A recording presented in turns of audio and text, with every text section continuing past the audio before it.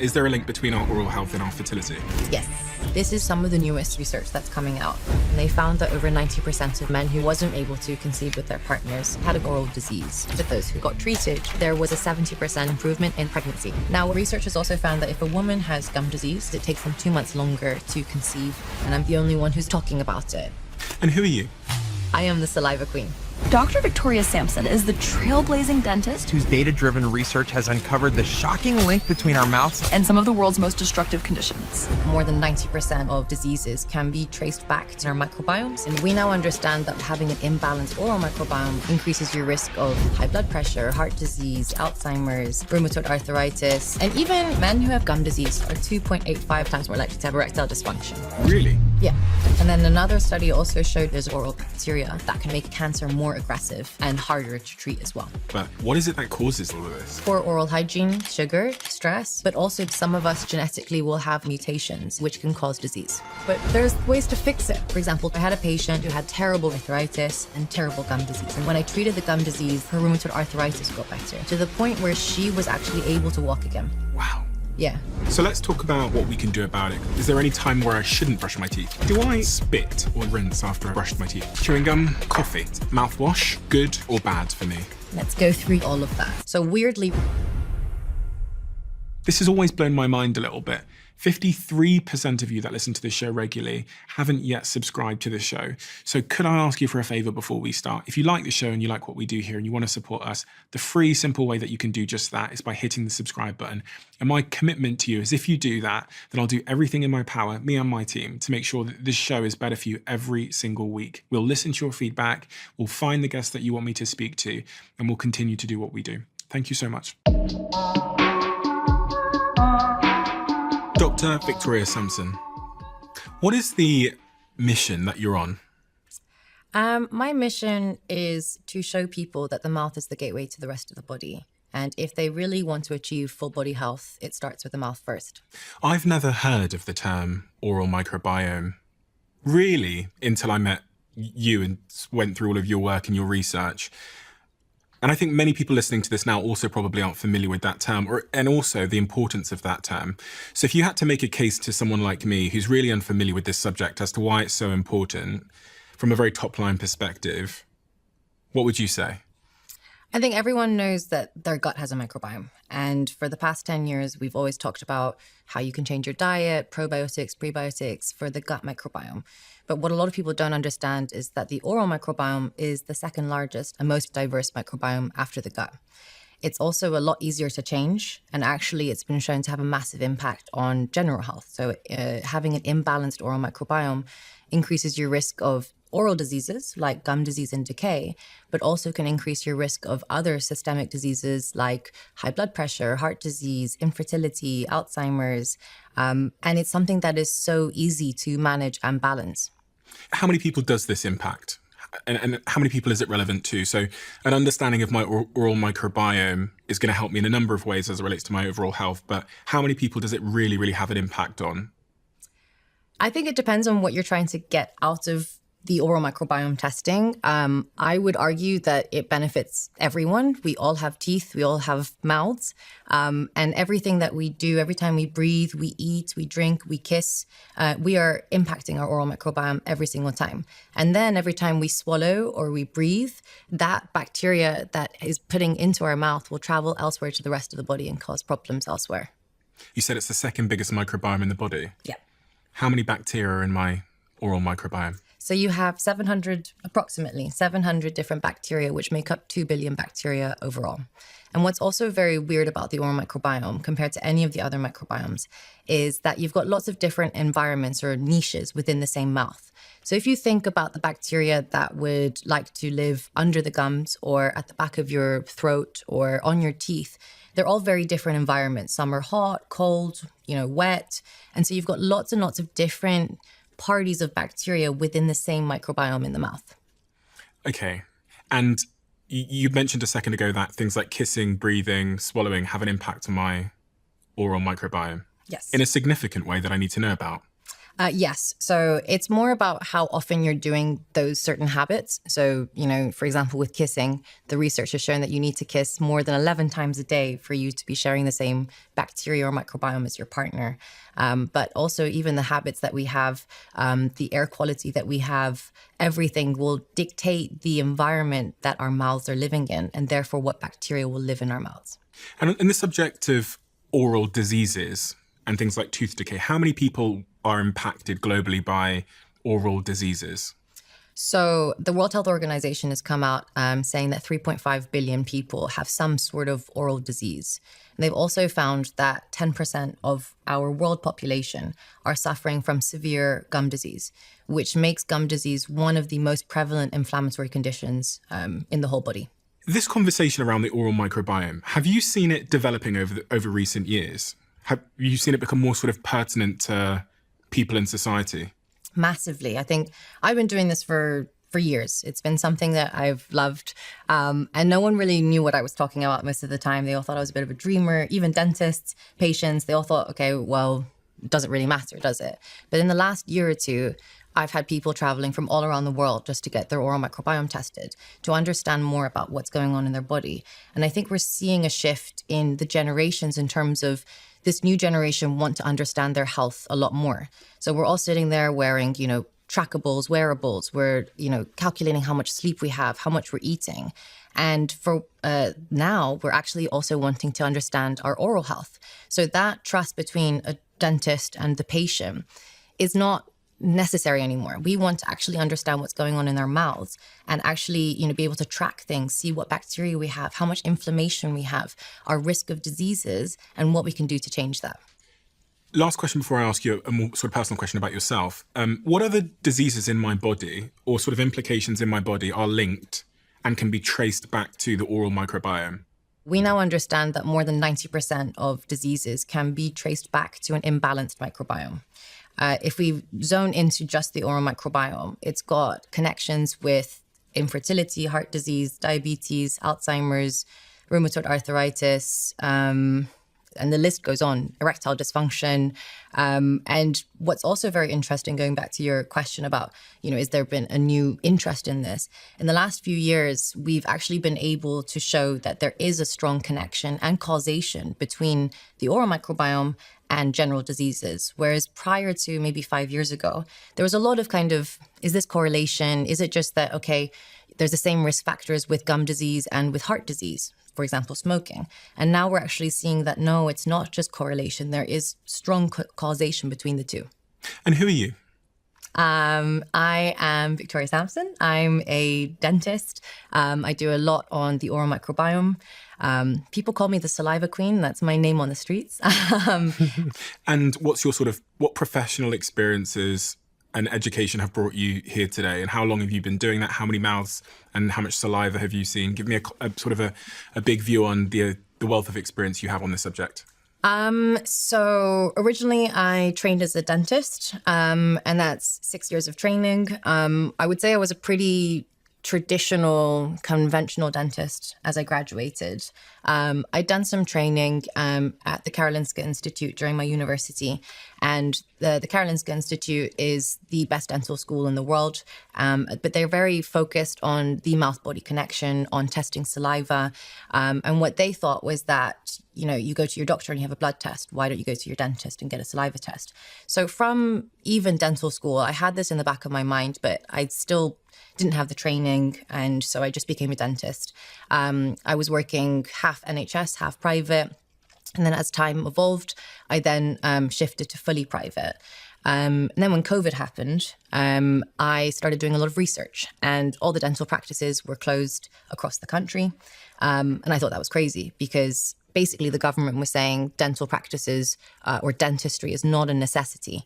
So I thought that was insane. And so I decided to do a lot of research, and I wrote a paper which was connecting oral health with COVID complications. So what we found was that patients who had poor oral health or gum disease were at a much higher risk of COVID complications.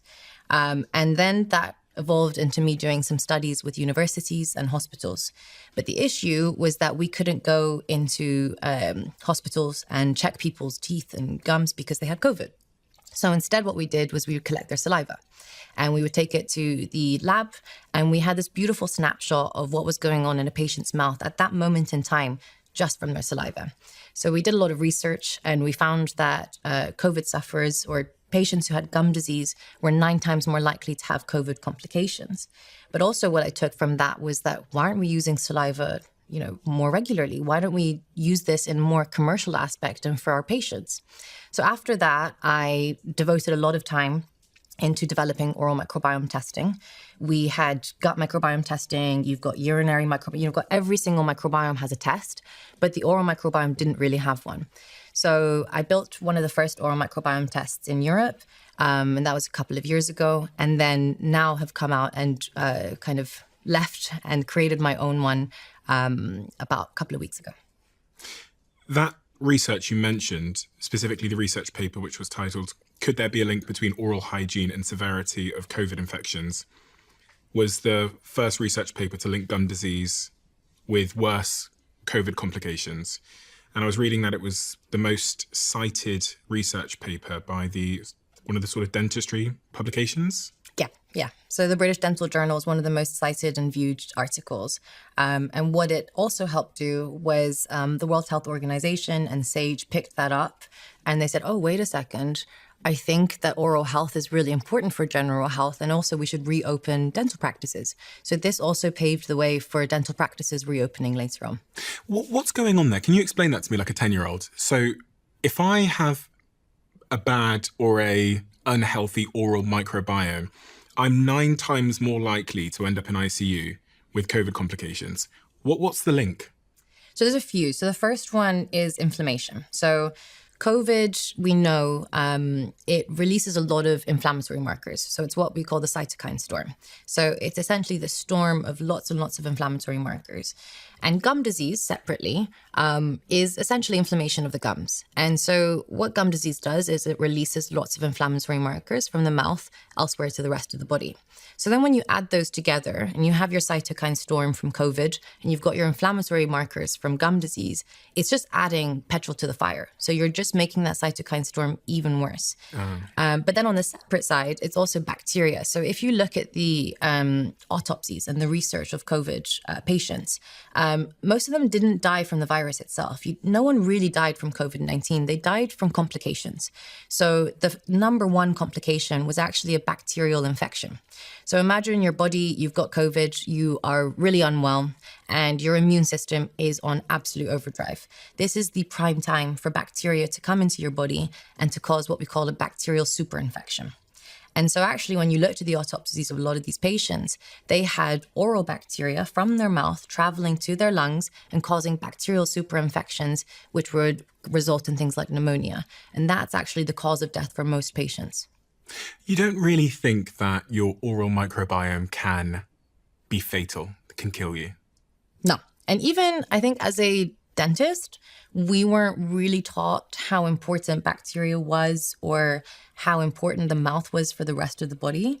The only one that we ever learned, and a lot of people would know this one, is that if you have heart surgery, you can't actually have a hygiene for about 6 months after the heart surgery. A dental hygiene? Yes. And the reason for that is because you're at a very high risk of something called infective endocarditis. So this is oral bacteria which travels down to a faulty heart valve and can actually cause death. So we know that, but we never really look at it for other diseases or other problems. I want to take a step back before we go through the links between our oral microbiome and all of these diseases, but also I really want to also talk about what we can do about it, because I've got so many questions around it. I've got all of these products down below my chair, from mouthwashes to toothpaste to all these kinds of things, which I want to talk about as well. But just taking a step back to something that one of my guests previously was telling me about, I think it was James Nestor.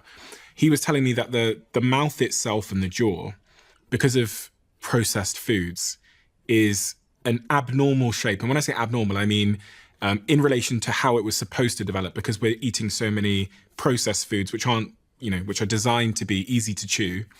The mouth itself and the jaw have changed. Is there any truth in that? Yeah, 100%. So there was a man called Weston Price, and he was a dentist, and he basically suspected that. And he was like, this is strange. Why is it that people who are in more industrialized and westernized areas have higher levels of decay and they have loads of crowding? So they had basically lots of crowding of the teeth and smaller jaws. And so he basically traveled around the world and he looked at lots of different tribes, villages, countries, and he compared the teeth of, for example, twins. One twin would be in a very industrialized, westernized area, and the other one was not. And what he found was that in the twins who were in these non-industrialized areas, they were eating harder foods, they were having less sugar, and actually their jaws developed a lot better. So they didn't have crowding, they had perfect teeth actually, and they had no decay compared to the children or the twins who were in more industrialized areas. And it is because our food now has become so processed. A lot of children are not having hard foods. And so we don't develop the jaws and the muscles at an early age. And so the teeth haven't changed size. The teeth are exactly the same size as they were previously. But what we're seeing is that those teeth don't have any space to grow anymore. And that's when we're getting crowding. And can you see that in any of those models? So in this model, you can actually see at the very back. So a lot of people will have wisdom teeth. And one of the biggest issues at the moment is that a lot of people have impacted wisdom teeth. So this is basically, imagine your teeth are all upright. Your wisdom tooth is coming out at a completely horizontal angle and it's pushing on the rest of the teeth. Mm-hmm. It's an absolute nightmare as a dentist to take out. It's even more of a nightmare for a patient to have to endure. But also we're seeing that there are a lot more impacted wisdom teeth in the last 30, 40 years than there were previously. Because the diets have changed. Because the diets have changed. A lot more children are needing orthodontic treatment now as well, just because they have crowded teeth, teeth are overlapping, and so they need braces to straighten those teeth out. If you think about cavemen didn't have dentists, they didn't have braces, they didn't even use toothpaste, but they didn't die from gum disease or decay or crowded teeth. So it's been something in our industrialized or more kind of westernized diet that has changed that. My wisdom tooth is coming through on my left side at the moment, and I think actually also my right side at the same time. And I'm 32 years old now, so I'm like, why the hell am I growing teeth at 32 years old? I thought I was on my way out or something. So I got two questions just before we crack on, which is, what the hell is a wisdom tooth? Why is it called a wisdom tooth? And why is it coming through at 32 years old? So we have teeth erupting at different kind of times of our lives. So usually you have your baby teeth, they will erupt up to the age of about 6 or 7 years old. And then you have your adult teeth coming through, and usually they will stop erupting around 12 years old. And then you have nothing, you're chilling, you have nothing until about maybe 18, 19 years old. And that's where you start to get your wisdom teeth. The name behind wisdom teeth, from what I understand, is because it erupts when you're older. It's when you have more wisdom and you're more wise. So I'm wise now. So you're just very wise. Okay, makes sense. And so some people will get it at 18. Some people don't have any wisdom teeth. Some people will have wisdom teeth which erupt perfectly and are all completely fine. And others will have their wisdom tooth erupt at 32 years old and maybe be a little bit impacted or cause problems. So they're also very strange teeth. They're very unpredictable the way that they are. Is there any evolutionary basis for why we need them? There must be some kind of evolutionary reason for them. Not that I understand. What is also happening is that apparently, and this is some research, is that less people are having wisdom teeth because more children or adults are getting their wisdom teeth taken out. And as evolution goes, eventually some people are actually not having wisdom teeth at all because their ancestors haven't had wisdom teeth. So why would they have wisdom teeth? But overall, no, there's no real need for wisdom teeth. I never like to take them out unless needed because, I mean, more teeth, the better. And you never know, if you have to have something taken out, then we can use your wisdom tooth for something. If I were to look at my ancestors from 500 years ago, you said they don't have dentists, they don't have toothpaste and all those kinds of things, but you also said they don't have tooth decay. Yeah. Does that not therefore mean that I shouldn't need a dentist and I shouldn't need toothpaste or mouthwash or floss? If you had a caveman diet, then potentially you might not need toothpaste, floss, or even a toothbrush. And there's a lot of argument as to, there's a lot of people out there saying, no, you don't need to use any toothpaste, you don't need floss, anything like that. And fine, go ahead, do that, but only if you are going to be eating, meat, raw meat sometimes, and you're only drinking water and you're not having anything in your diet which has any sugar or carbohydrates in it. I mean, doesn't that speak to what the perfect diet is supposed to be? Can't we tell what the perfect diet is supposed to be by looking at the mouth? Yeah. So another issue is that with a lot of the food that we eat now, they have a lot more sugar in them, and that will impact the acidity of your saliva. And essentially what decay is you have sugar or you have some sort of carbohydrates, and you've got this bacteria in your mouth, and they feed on that sugar. And as they feed on that sugar, they release acid. And if that acid is left there, then it can cause demineralization of your teeth. And that demineralization will end up with decay. Okay, so let's talk about the personal oral microbiome. Is my oral microbiome different from, say, Jack's over there and from my girlfriend's? Yes, massively. Massively different. Yes, that maybe massively, I would say. So one of the issues that I used to have was I was doing lots of oral microbiome testing, and I would have, let's say you and your girlfriend do an oral microbiome test, and both of you, I would see your results and they would come out pretty much the same, because we're only looking at certain bacteria. We can't look at all 700. So we would look at the top 20 bacteria that cause problems. So I look at both of them, and then I would look inside your mouths, and one of you, I don't know who in this case, had raging gum disease and terrible oral health, and the other person would be completely fine. So then I realized that actually it's not just bacteria that causes disease or problems, it's how your body responds to that bacteria and the strains of bacteria that you have as well. So for every bacteria, there'll be multiple strains. And some of those strains can be really aggressive and really horrible for your mouth. And other strains are completely fine and are not going to cause you any problems. So when I developed my test, what we did is we looked at strains. So we looked at the strains of certain bacteria, and we would be able to differentiate between patients who had the really bad strains and the really good strains. But then also we looked at the ratio of good and bad bacteria in someone's mouth, so their diversity, as well as their genetic mutations and also their inflammation. So when you put all of it together and it's like a puzzle piece, then you can actually have a better insight into someone's oral health. So I guess my answer is that everyone's oral microbiome is a little bit different, but it's also how your body responds to that microbiome and bacteria that really dictates whether or not you're going to have disease or problems. So you could be someone who takes care of their teeth really, really well, but still have a bad oral microbiome relationship with the rest of your body effectively. Yeah.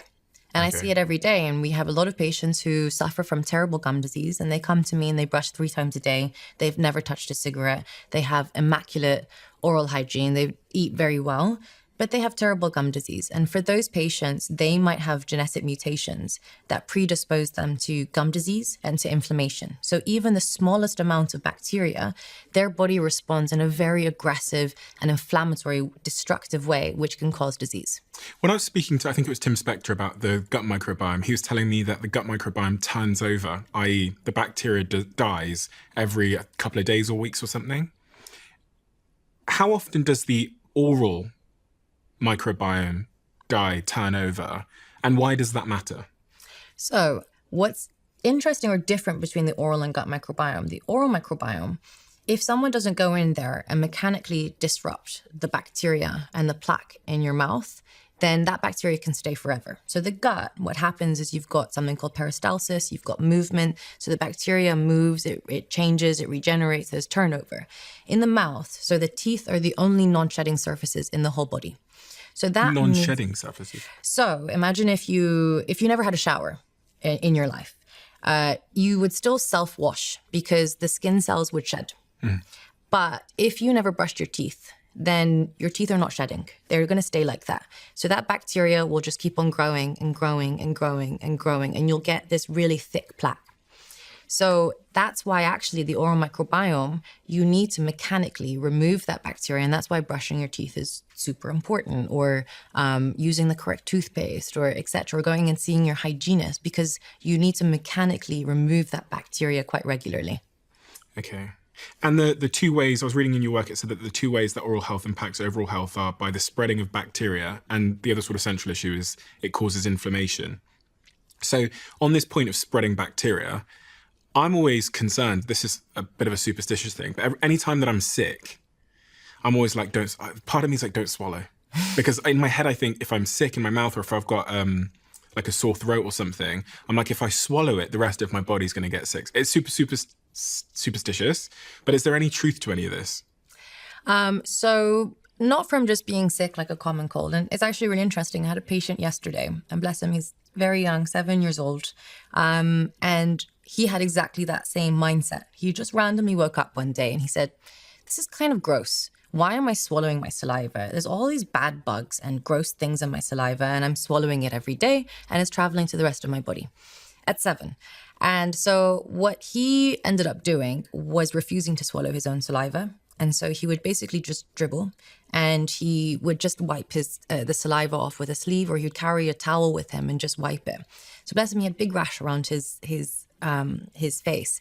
And it was a bit of a weird moment for me, because I was like, you're kind of right. Like, I mean, it is a bit weird, especially as a child, to sit there and think like, yeah, you've got 700 different bacteria, 2 billion bacteria overall, and then you're swallowing it and it can travel elsewhere to the rest of the body.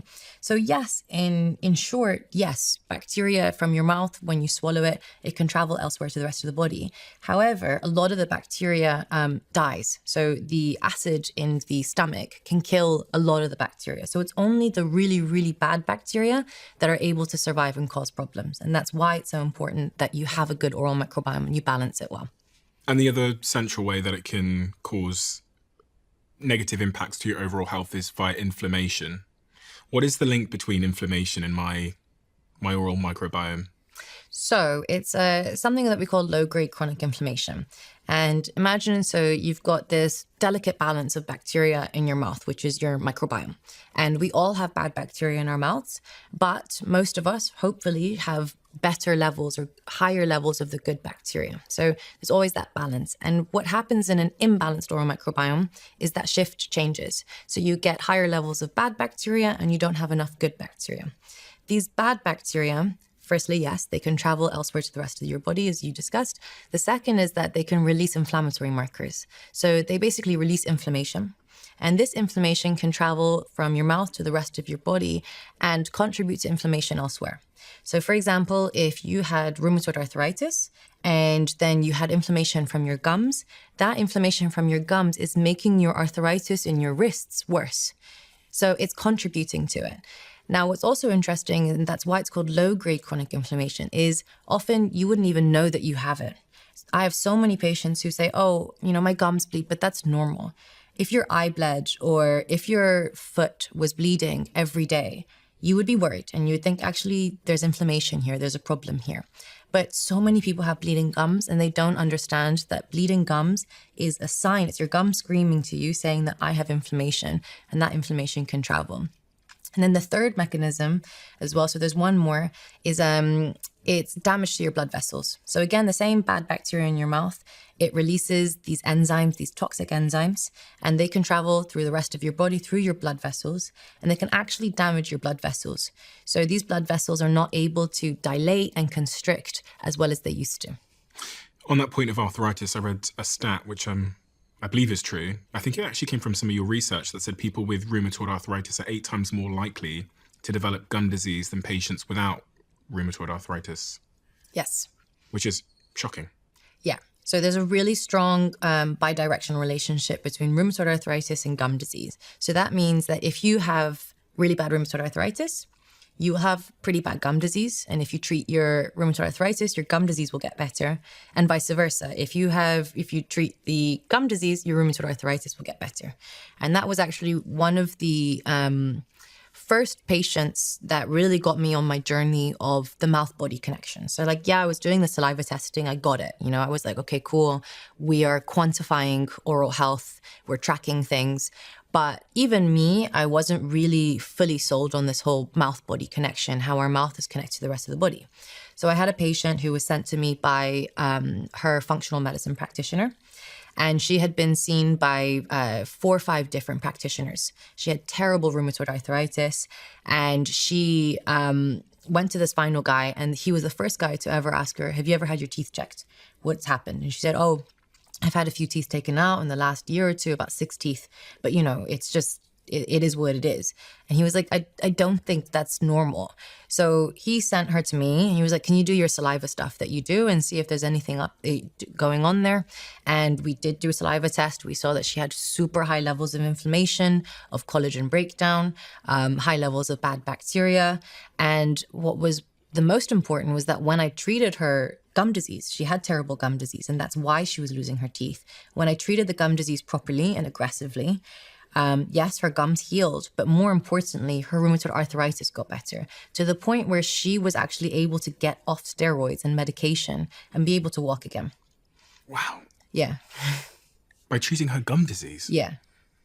And I think that, sometimes as a dentist, we treat a lot of gum disease and we treat a lot of things, and we don't necessarily see the systemic consequences because the patient doesn't come back, or it's such a small impact that you don't necessarily see it. But this was the one time where I was like, wow, like what we do is actually really, really insightful and really important. And you mentioned alongside that, inflammation also has an impact on cardiovascular functioning and health. I believe it's the case that cardiovascular disease is the biggest killer in the world, from what I understand. So I was wondering if you knew any of the stats that show the impact or the increased likelihood of me having a heart attack or a stroke or something based on my oral microbiome. So the research has shown that if you have gum disease, you are at a 20% higher chance of high blood pressure.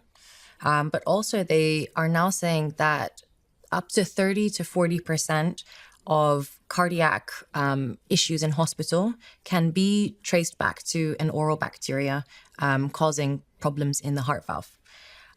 So the reason for this connection, so yes, inflammation, but also going back to that third mechanism I told you, which was about the vasoconstriction, so the blood vessels constricting and dilating.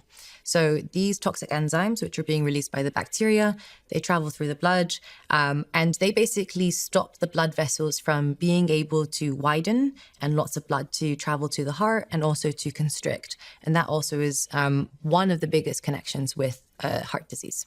I found this stat, which might well be from your work or someone else's. It's from the study called The Association Between Periodontitis and Blood Pressure Highlighted in Systemically Healthy Individuals. Not mine, but... Okay. And it found that people with gum disease were twice as likely to have a heart attack and 3 times as likely to have a stroke than those without inflammatory gum disease, which is absolutely staggering. Yeah. And then another study also showed that when you treated someone's gum disease, their levels of CRP, and CRP is an inflammatory marker that you can check in your blood, the levels of CRP significantly reduced. And for a lot of patients who suffer from heart conditions, they will get their CRP quite regularly checked through blood testing. Mm-hmm. And so this is a way of reducing their inflammation, is just by having a simple hygiene. And I've even seen, particularly in America, there's a lot of cardiac surgeons and doctors related to heart health who are now actually working with dentists because they understand that if they work together, then they're going to have far better results for their patients. And this is that swallowing thing we were talking about. This is because you're swallowing that bad bacteria. Yeah, and your heart valve, imagine if it's faulty, imagine you just had surgery. I always think of it like it's sticky. It's like Velcro. So it's really prone to infection and problems. It's just like if you fell over and you had a scab and you were rolling around in mud all the time, you would get bacteria going into that scab and causing problems. There's the same thing with your heart valves. Doesn't the bacteria just travel on its own anyway? Because I feel like it's in my mouth. So I feel like I don't know, these are living organisms. Don't they just like find their way down, even if I don't swallow? Yeah, even through your blood. And also through your gums as well. So you can swallow your bacteria, breathe it, or it can go through your blood. At the start of this conversation, you mentioned the sort of implications for your cardiovascular system. And one of the things you said was erectile dysfunction. And that was slightly alarming to me as a man who's trying to stay away from erectile dysfunction. What is the research that supports this idea that my oral microbiome can have an impact on my erectile functioning? So men who have periodontal disease are 2.85 times more likely to suffer from erectile dysfunction. 2.8 times. Yeah. I'm pretty sure that's 280%, isn't it? Yeah. Okay, so what is this periodontal disease? Gum disease. Okay. So it's kind of, I would say it's a bit of a spectrum. So the early stages of periodontal disease or gum disease is just gum inflammation. So that's that patient who is brushing their teeth, spits in the basin and sees blood. So that's the original, the early inflammation. If they don't get that checked out and sorted, that will just continue and continue and continue to what we call gum disease. And that's where, yes, you've got inflammation, but actually you have really high levels of bad bacteria now. And this bacteria is essentially eating away at the gums and also your bone. And it's now become irreversible. I'm just going to have a swig of this. For your erectile dysfunction. Yeah. Fucking hell. Okay. And then at the very end of the spectrum is people who are losing their teeth, having really terrible gum infections, and all of these kind of mouth-body connections that we're talking about. Okay. And can you just explain, as if I'm 10, how that gum disease, that periodontitis, is it called? Mm-hmm. Has an impact on my penis? I don't understand. I don't understand the link. It makes all of my blood vessels... Exactly. Yes. Okay. So it essentially stops your blood vessels from dilating. Mm-hmm. And so you've got reduced blood flow to your penis. Okay. And therefore... doesn't work. Okay, so this is an emergency, this stuff. This really is important. That's the one statistic. Whenever I have a man in the chair and he's like, oh, I don't want to brush my teeth, I'm like, 2.85 times more likely to have erectile dysfunction. They usually will go straight to the bathroom to brush their teeth. The other thing, but it's true, but also the other thing that I read in your research, which I found really, really shocking, is the link between my oral health, my oral microbiome, and cancer. Yeah. I was reading specifically about female breast cancer, which I know affects a lot of women. What is the link there between breast cancer, cancer generally, and our oral microbiome? So this is, I would say, some of the newest emerging research that's coming out. So with breast cancer, I didn't know this before this research came out, but your breast has its own microbiome. So that tissue within the breast, different bacteria are able to grow. And what they found was that in women who had breast cancer, they had high levels of certain oral bacteria in their breast microbiome. So the oral bacteria is called Fusobacterium nucleatum. And they compared the breast microbiomes of patients who didn't have breast cancer versus those who had breast cancer. Sorry, what's a breast microbiome? Just the collection of bacteria in your breast. Okay. Yeah. I didn't even know there was a microbiome in your breast either, but apparently so. Okay. And so when they compared a healthy woman, her breasts, to a woman who had breast cancer, the woman who had breast cancer had very high levels of the specific oral bacteria called Fusobacterium nucleatum in their breast. There's also been research on colorectal cancer. And actually, Apple News came out with something a couple of months ago, which was nice to see them kind of just spreading the word. But what they found was that in patients who had colorectal cancer, more than 50% of them had the exact same oral bacteria from the breast cancer study, that Fusobacterium nucleatum, in the colons. And what they found was that oral bacteria made the cancer more aggressive and harder to treat as well. I was reading about a study in mice that linked that oral bacteria to tumor growth. Mm-hmm. Are you familiar with that study? Yes, and it's that specific oral bacteria, so the Fusobacterium nucleatum, which has been shown to accelerate tumor growth within mice, but also for colorectal cancer and breast cancer as well. And what's your belief there? I know this research is fairly new, but do you think there is a causal relationship, a significant causal relationship between the health of our oral microbiome and our probability of developing some form of cancer? I wouldn't yet say causal. I think that for most cancers, it is multifactorial, and there are a lot of things that can impact whether or not you get the cancer and how aggressive the cancer is. I do think that oral health and some specific oral bacteria are risk factors and can definitely increase the aggression of those cancers or even the initiation of them. There's also been research, and I think I'm waiting for the research to be published, on what they're doing is they've created a antibiotic which only kills that oral bacteria that I was talking about, so Fusobacterium nucleatum. And they are going to be issuing that antibiotic to those patients who have the colorectal cancer, which has the oral bacteria, to see whether or not it slows down their progression or improves their prognosis. So if I see those results and it shows it, then there's for sure a strong causative link between the two. But for now, I would say that it's multifactorial and it's definitely a risk factor. That oral bacteria that you're describing, that you called it Fusobacterium? Yeah. What is it that causes that? Is it something that I'm eating? Is it a lifestyle choice I'm making? Multiple things. Poor oral hygiene. Some of us genetically will have higher levels of it. It's what we eat. It's who we're kissing. It's what we're breathing in. Does my girlfriend have it? So we would have to see. But it's, and that's the thing, that's the beauty of being able to test these things now, is that you can actually see. And also it's strange is that green tea, something so simple is extremely effective at killing Fusobacterium nucleatum. So it's just knowing those types of things, being able to do the test, knowing the right treatment plans and recommendations based from that. We know green tea is good for us, and now we can really understand why. Okay, that's interesting. You have actually tested Jack over there, right? And you said to me before we started recording that he's got a ton of that Fusobacterium.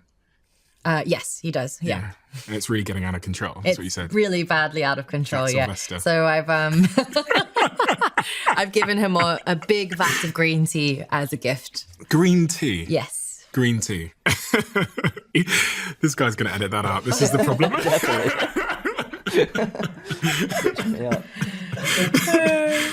Green tea? Yeah. That's good for my oral microbiome? Yeah, really good. How? Stains, but really good. It's anti-inflammatory. It helps with what we call oxidative stress. So this is basically stress for the body, and it's antibacterial. So it actually is very effective at killing Fusobacterium nucleatum. What is your opinion of the impact that coffee has on my oral microbiome? I'm slightly biased because I love coffee. Okay.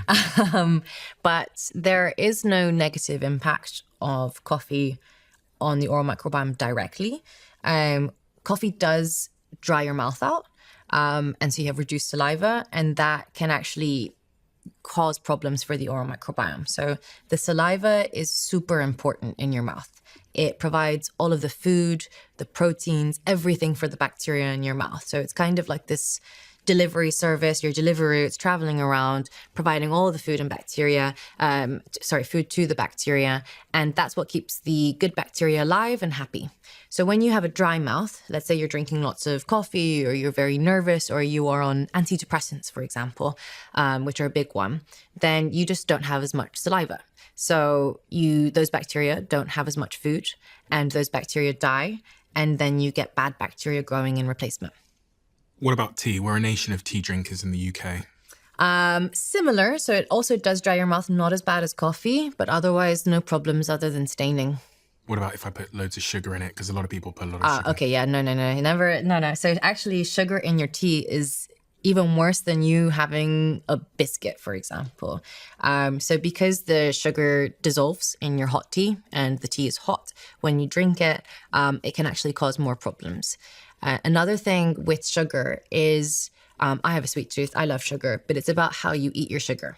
So let's say if you have your hot tea with 5 lumps of sugar in there and you're sipping it over an hour or two, that's where you start to see a lot of problems. So actually you need to be having a sugar attack. So just all the sugar in one go. And that way your mouth has all the sugar in one go, and it's able to neutralize the saliva and get back to a good state as quickly as possible. Every time you sip your tea with sugar, what happens is that the saliva has to go from acidic back to neutral, acidic back to neutral, acidic, and then it starts to just not work properly, and the saliva just stays acidic, and that's where you start to see decay. So you want to just down the tea? Down the tea, or I don't know if you're a M&M guy, have all your M&Ms in one go. Don't snack on M&Ms every 10 minutes. What about other drinks like, I don't know, Coca-Colas and these other sort of fizzy drinks that might have artificial sweeteners in, things like that? So they're not as bad as your natural sugars. But for example, something like your Coke or Fanta or whatever, it's also very acidic, and it can actually cause erosion as well. So this is essentially where the outer layer of your tooth, so the enamel, is just worn away from having lots and lots of these fizzy drinks. Okay, so it's not going to cause decay in the same way, but it might change the acidic balance, which then decays my tooth, which makes me more susceptible to when I eat sugar to having a problem. Okay, Exactly. got you. So going back to what we were talking about, the implications of an oral microbiome in the rest of my body, brain health is one thing that I was really curious about.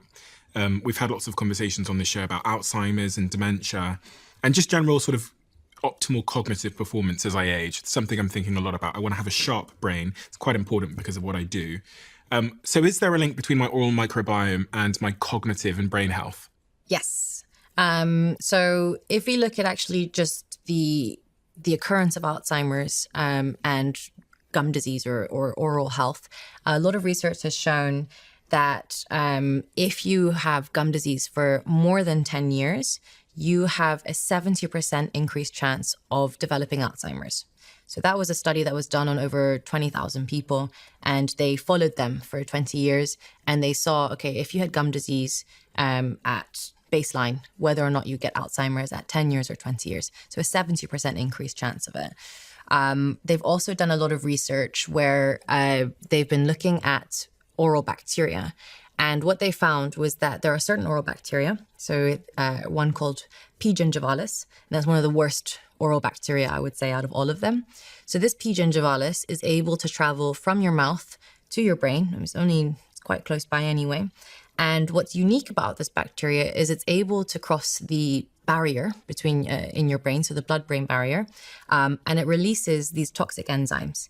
So these enzymes are called gingipanes, and they're imagined these like horrible firefighter things, and they can break down neurons, they can break down a lot of brain tissue. And so when they looked at the cerebrospinal fluid and the brain fluid or tissue of Alzheimer's sufferers, they found that 97% of them had these toxic enzymes, these gingipanes, in their brains, compared to 0 for the patients who did not have Alzheimer's. So this is, the first study shows, yes, there's some sort of correlation, but there's a lot of other risk factors. The second one, which is looking at your gingipanes, is showing that there's definitely a strong causative factor between the two. And then another study, which was very interesting, was looking at cognitive decline. So, okay, fine. You have Alzheimer's, unfortunately. Is it too late? Should you stop brushing your teeth, or what's the point? And so what they did was they had patients who had Alzheimer's, and they checked their cognitive function, and they also checked their oral health. And then 6 months later, they reviewed them. And they found that the patients who had gum disease had a much more rapid cognitive decline than those patients who didn't have gum disease. So again, it is still important, if you do get Alzheimer's, that you maintain your oral health, that you have someone help you brush your teeth, because your cognitive decline will be faster. How do they unpick that from other causal factors that might be going on, like bad food choices? Because in my head, I was thinking, well, if someone's drinking sugary, fizzy drinks every day, they're more likely to have gum disease, but maybe also that the chemicals within that fizzy drink are impacting their chances of dementia. Maybe they're also someone that has an unhealthy lifestyle. Maybe they're more sedentary. If they're eating bad things, maybe they're more sedentary. And maybe it's that's causing the rapid cognitive decline versus the gum disease itself. Is it possible to untangle all of this? I mean, it is very difficult. I think that for those types of things, you're right, diet, lifestyle is super important. And we know that Alzheimer's is, again, multifactorial. I think it's really about the quantity of patients that they check. So they need to be looking at a huge number of patients, and they did, to check whether or not there is a strong correlation between them. Also, going back to the gingipane study, so the one about the bacteria, that shows it's not diet or lifestyle or nutrition. It is a specific oral bacteria that has traveled to the brain and released these enzymes, which are then breaking down neurons. So there's definitely a strong causative effect. That is fascinating. It's really, really fascinating, because dementia and Alzheimer's still seem to be a bit of a mystery. It is. And I work with a team for Alzheimer's, and what they've done, similar to what you were saying, is that they've kind of separated all of the causes of Alzheimer's that we know, or the risk factors. And thankfully, they've put oral health as one of them as well. And I think from all of the other risk factors, so, for example, if you have the genetic mutations, you've got the APO4 or any of those mutations, you can't change that, unfortunately. Some of us have mutations, which means that we are at a much higher risk of getting Alzheimer's in the future. But something like that oral bacteria, P. gingivalis, and those gingipanes, you can get rid of P. gingivalis really easily. Again, if you tested it, you can even test for gingipanes, and then you can get rid of the bacteria before it starts causing problems. The test that you offer, does it test for gingipanes? It does, yeah. So we're the only ones on the market who do, because that was something that I thought was super important. What's the point in us telling you that you have a bacteria if we can't tell you that that bacteria is being really bad in your mouth and causing a lot of problems? And people think I'm joking, but you have actually tested several members of my team, including myself. So I am actually going to find out the results today. On the subject matter of the brain, is there a link between my mental health, depression, anxiety, and my oral microbiome? So again, there's been a lot of research. I think it's difficult for something like mental health and gum disease, which, with the chicken and the egg, which one came first? Because one of the issues is if you have a decline in your mental health, you are less likely to take care of your oral health, and therefore that can exacerbate issues. So there has been a lot of research to show that, there's a correlation between poor mental health and poor oral health. But in my personal opinion, that causative connection is not there yet. There's also been some research with things like schizophrenia. But again, the jury's still out, in my opinion. Are you able to tell the state of someone's mental health by looking at their oral microbiome, in your view?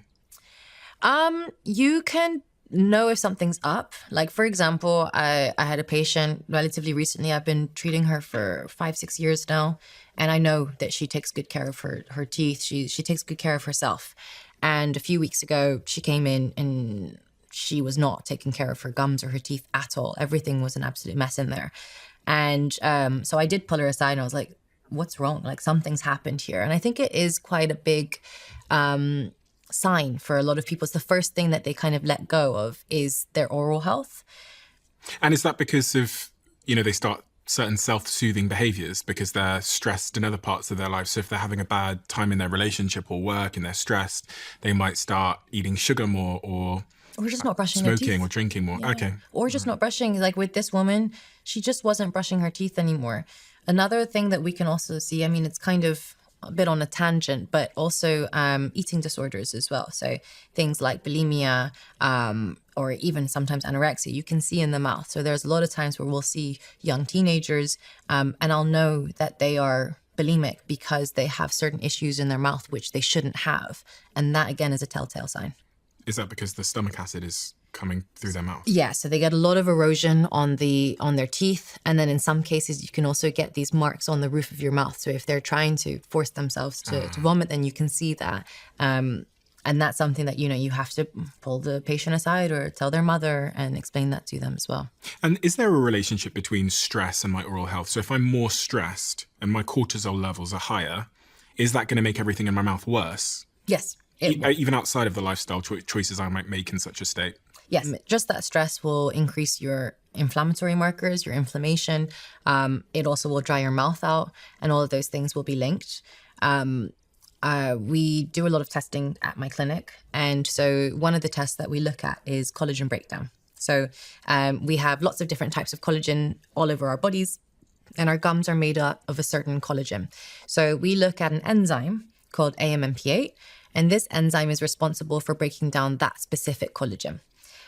So we test that enzyme all the time with our patients. It's a really nice way of knowing whether or not someone is about to have gum disease, how much collagen breakdown is happening from a biomolecular level.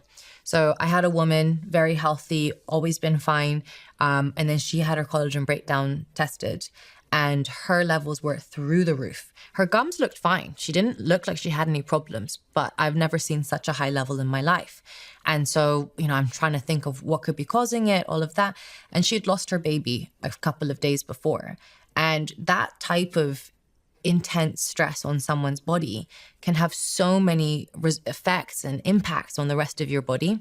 And that was one of them. When we retested her 6 months later, she was back to normal again. But you can see even your mouth, stress can really impact you. On this subject, I was thinking about, I mentioned James Nestor earlier, who was telling me about the research of how the mouth has changed shape because of the foods we're eating, and how that's caused a bunch of downstream implications for us. One of the other things he also mentioned was about mouth breathing and nose breathing. Yes. And there's a lot of people that have become incredibly interested in whether we should be breathing through our mouths or our nose. And I was wondering if you had a perspective on that. And also the other thing that he mentioned to me was that there's a link between mouth breathing and things like ADHD. What is your point of view? Completely agree with all of that. So actually my sister, she is an orthodontist. So she works at our clinic, and we run it together with our mother. And she is very, very hot on mouth breathing. And what she mainly does is she basically tries to stop children in particular from breathing with their mouths open. And what she has found is that most of her patients who come to her are mouth breathers. They often have some sort of ADHD, or some sort of attention deficit. They are bedwetters. They grind their teeth a lot of the time. And they have a whole cascade of other problems. And she can treat it then, and it's relatively easy. She would argue that it's very difficult, but to me, I think it's easy. I'm like, yeah, there we go. You can do what you do. And because the jaws of a child are very malleable, so they haven't fully solidified. So you can still move things. You can get the teeth to meet. So if you get the teeth to meet correctly, then the child won't want to breathe with their mouth open. The annoying thing is that a lot of adults are mouth breathers because their teeth do not meet correctly, or their jaws are in the incorrect position. And at that point, it is quite difficult to move the jaws into the correct position, or to get the teeth to close in a way so that the lips are at rest and you breathe with your nose instead of your mouth. But again, I see those types of patients because they all come to me with a lot of other problems. So again, same thing. A lot of them have suffered from long COVID. A lot of them have inflammatory conditions, are always tired. A lot of them chronic fatigue. There's a lot of connections now between mouth breathing and those types of issues as well. Is there a link between the health of my oral microbiome and whether I breathe through my nose or mouth? Because James was explaining to me that the nose is effectively like a filter system. Yeah. There's a certain temperature in there. Yeah. There's like sinuses and stuff which have some kind of mucus which helps to catch bacteria. So if I'm breathing through my mouth, am I more likely to have unhealthy oral microbiome? 100%. So exactly the same thing. You've got a filter in your nose, and so it will stop a lot of bad things from coming through. But the mouth, there is no filter. I mean, you breathe it in, it goes straight into your lungs. So there's no way of stopping anything. A lot of people now are starting to mouth tape, and that's become kind of trendy and cool. It's not the easiest thing to do. It seems a bit weird to tape your mouth at nighttime. But for anyone who's worried that they breathe with their mouth open, mouth taping, in my opinion, is a really nice way of just like testing it out and seeing whether or not you do breathe with your mouth open, because you'll do some mouth taping and you can see whether or not you sleep better. So if you have a wearable, you can see, oh, wow, my oxygen levels are so much better. I had such a deep sleep. And if that's the case, you might be more inclined to straighten your teeth or sort out the reason that you're breathing with your mouth open.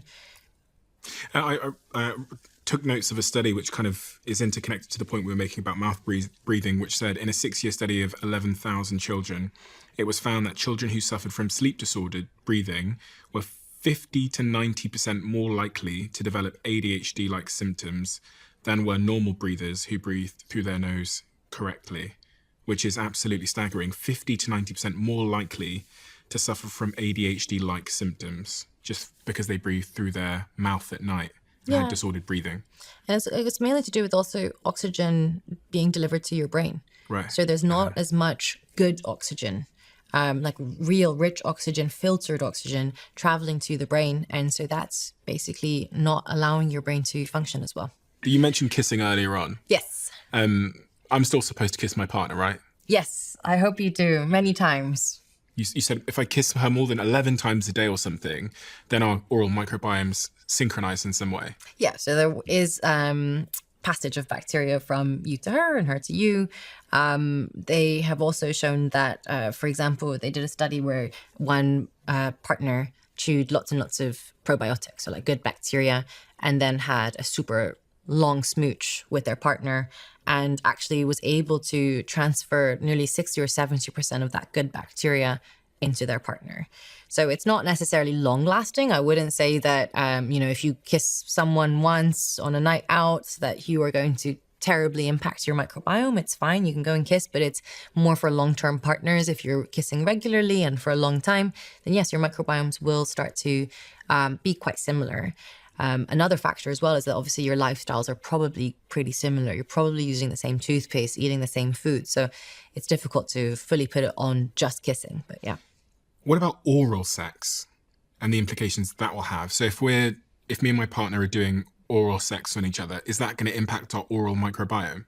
Yes. So actually there's been a few case reports which have shown, there's one in particular, and I had a patient as well who had this, a woman who had a new partner and she liked to perform oral sex on him. And then she came to me because she was complaining of very inflamed gums and she was getting gingivitis. And, it's not something I really ask. Like, I'm not going to be like, how's your sex life going these days? Like, so I didn't ask it, but she kept on coming back to me. No, my gums are still inflamed. No, my gums are still inflamed. And then she asked, she was like, is it maybe because I have a new partner? I was like, okay, maybe you guys are kissing a lot. And she was like, no. And then she explained to me. And then I was like, okay, fine. Why don't you go and test and ask him whether or not he has any issues? And it turns out that he was having recurrent urinary infections. And so actually they were transferring bacteria and she was having inflammation in her gums because she was, performing her oral sex. So yeah, there is transfer. Again, I wouldn't be scared and say never do it. I once made an ex-boyfriend do an oral microbiome test just to check and just to make sure everything was okay. You made him do it? Yeah. It's not a prerequisite anymore, but it was at the time. I was like, let me see. Let me just make sure. Of course it is. You must think that when you meet people, you must think, God, I wonder what their oral microbiome is saying, like in a romantic context, because you know the significance of it. Yeah, I think it's I spend a lot of time and energy making sure my oral microbiome is very nice and balanced. So I wouldn't want anyone messing that up for me. So it's important. Are you in a relationship now? Yes, I am. Have you tested their oral microbiome? I've been trying to, but he won't let me. You've asked him? Yeah, of course I have. And what did he say? Mind your own business. But I did give him an oral microbiome test. So hopefully he'll just use it. I said, you can even use a fake name. I don't care. I'm not going to test. I'm not going to check it. I just want you to do the test for me. For you? For me, yeah. And what's his rebuttal? He's like, He was like, what happens if you break up with me if I have a really imbalanced oral microbiome? And I was like, I hope that our relationship is stronger than just your oral microbiome, but there's ways to fix it. And that's the beauty of the oral microbiome, is that it's actually pretty easy to fix and to change. If his results came back and he had a terrible oral microbiome, one of the worst you've ever seen, yeah, are you less likely to kiss him that day? That day, yes. There you go. Don't do the test, my friend. No. Don't do the test. That day, yes. And There's no upside to him doing this test. I completely understand. And then I would go and creep into his bathroom and change all of his oral products. This is what he's scared about. Personalize everything for him, and then... You've done that already. I already have. Yeah. He tests everything out for me as well, because I get a lot of products sent to me. So I'm always getting him to try things out for me as well. Okay, so no blowjobs if they've got issues down there? Yeah. Okay. Yeah. And we don't really know if they've got issues down there unless they admit it or do some kind of test. Yeah. Okay. What about fertility? Is there a link between our oral health and our fertility? Yes.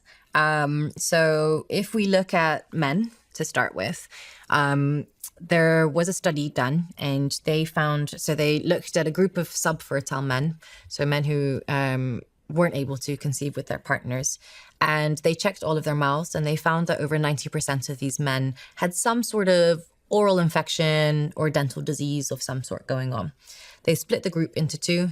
Half the group had the treatment that was needed. So I don't know if they had gum disease or decay, they got it fixed. And the other half were left to their own devices. After 8 months, there was a 70% improvement in their success for pregnancy, the men who'd had their oral infections sorted, and they had a much better improvement in their sperm quality and motility as well. And what did they do to those men in that group where they saw the significant improvement? So, for example, if the man had gum disease, they would treat it with hygiene, or if they had an infected tooth, maybe they would take it out or do a root canal or etc. They would just have to treat that infection.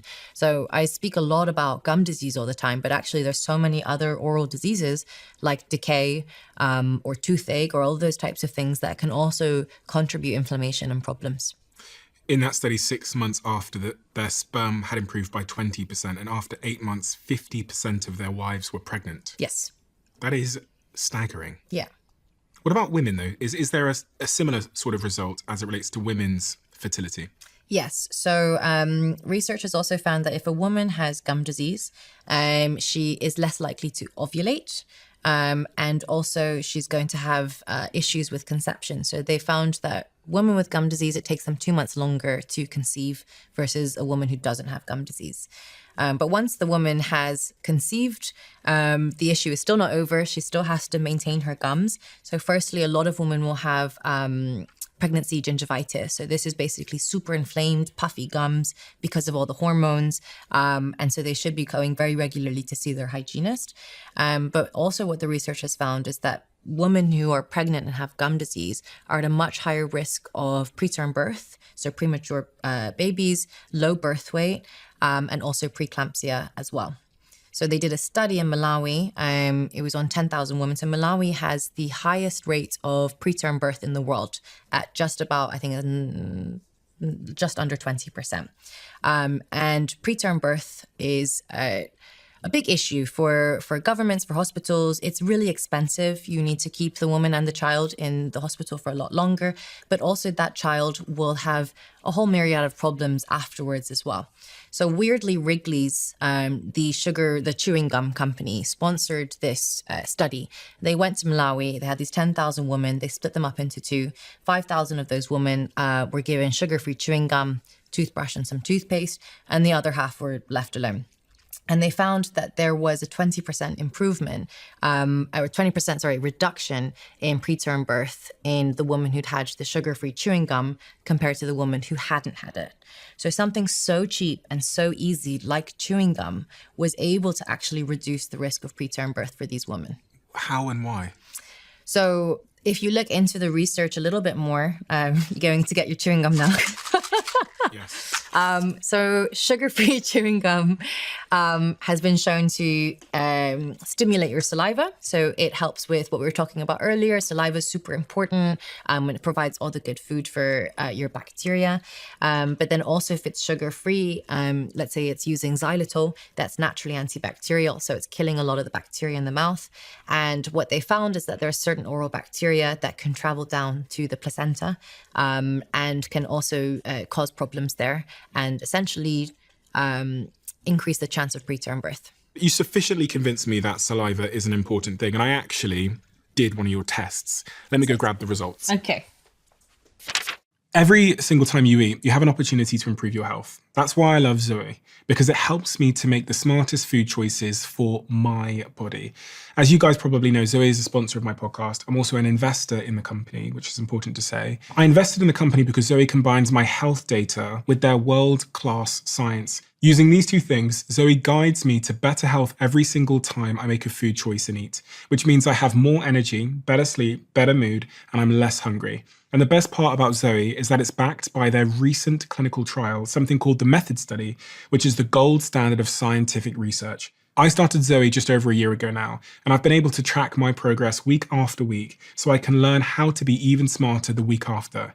And if you haven't joined Zoe yet, I'm going to give you 10% off when you join Zoe today. Just use the code Stephen10 at checkout. So many of you have asked me for a bloody code for Zoe, and here is your opportunity. Stephen10 at checkout. There may not be another one. And here are the results. Okay. I've not actually seen them yet. No. So this is exciting. I'll give them to you so you can explain them to me. Okay.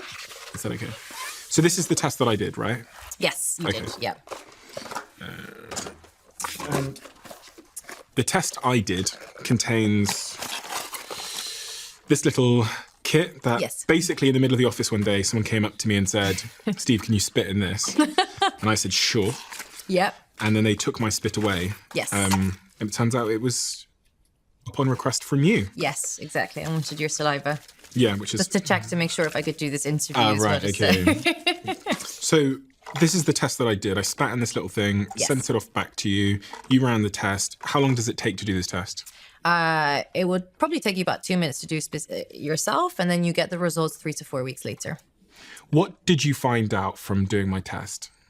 Well, Okay. let's go through your results. So, we found that you have quite a diverse microbiome. So that means that you have a nice ratio of good bacteria versus bad bacteria. And this has been compared to healthy and diseased subjects. So you are really right on the top of the bell curve. So very good with that. So happy. Then we predict your... Diverse is better. arguably, yes. Yeah. Okay. Then what we have is we've created this algorithm that predicts your risk of certain issues or diseases in the mouth. So those are things like bad breath, gum disease, decay, and general inflammation. So your risk of bad breath was low. You didn't have a high risk for that. Gum disease was medium. So slight, maybe there's a bit of inflammation going on there. Your risk for decay was also medium. And your risk for general inflammation, so this is inflammation throughout the rest of your body, was quite low. And then if we zoom in, we then look at your good bacteria. So we're also quite unique because we thought that it was unfair that a lot of tests don't look at the good stuff.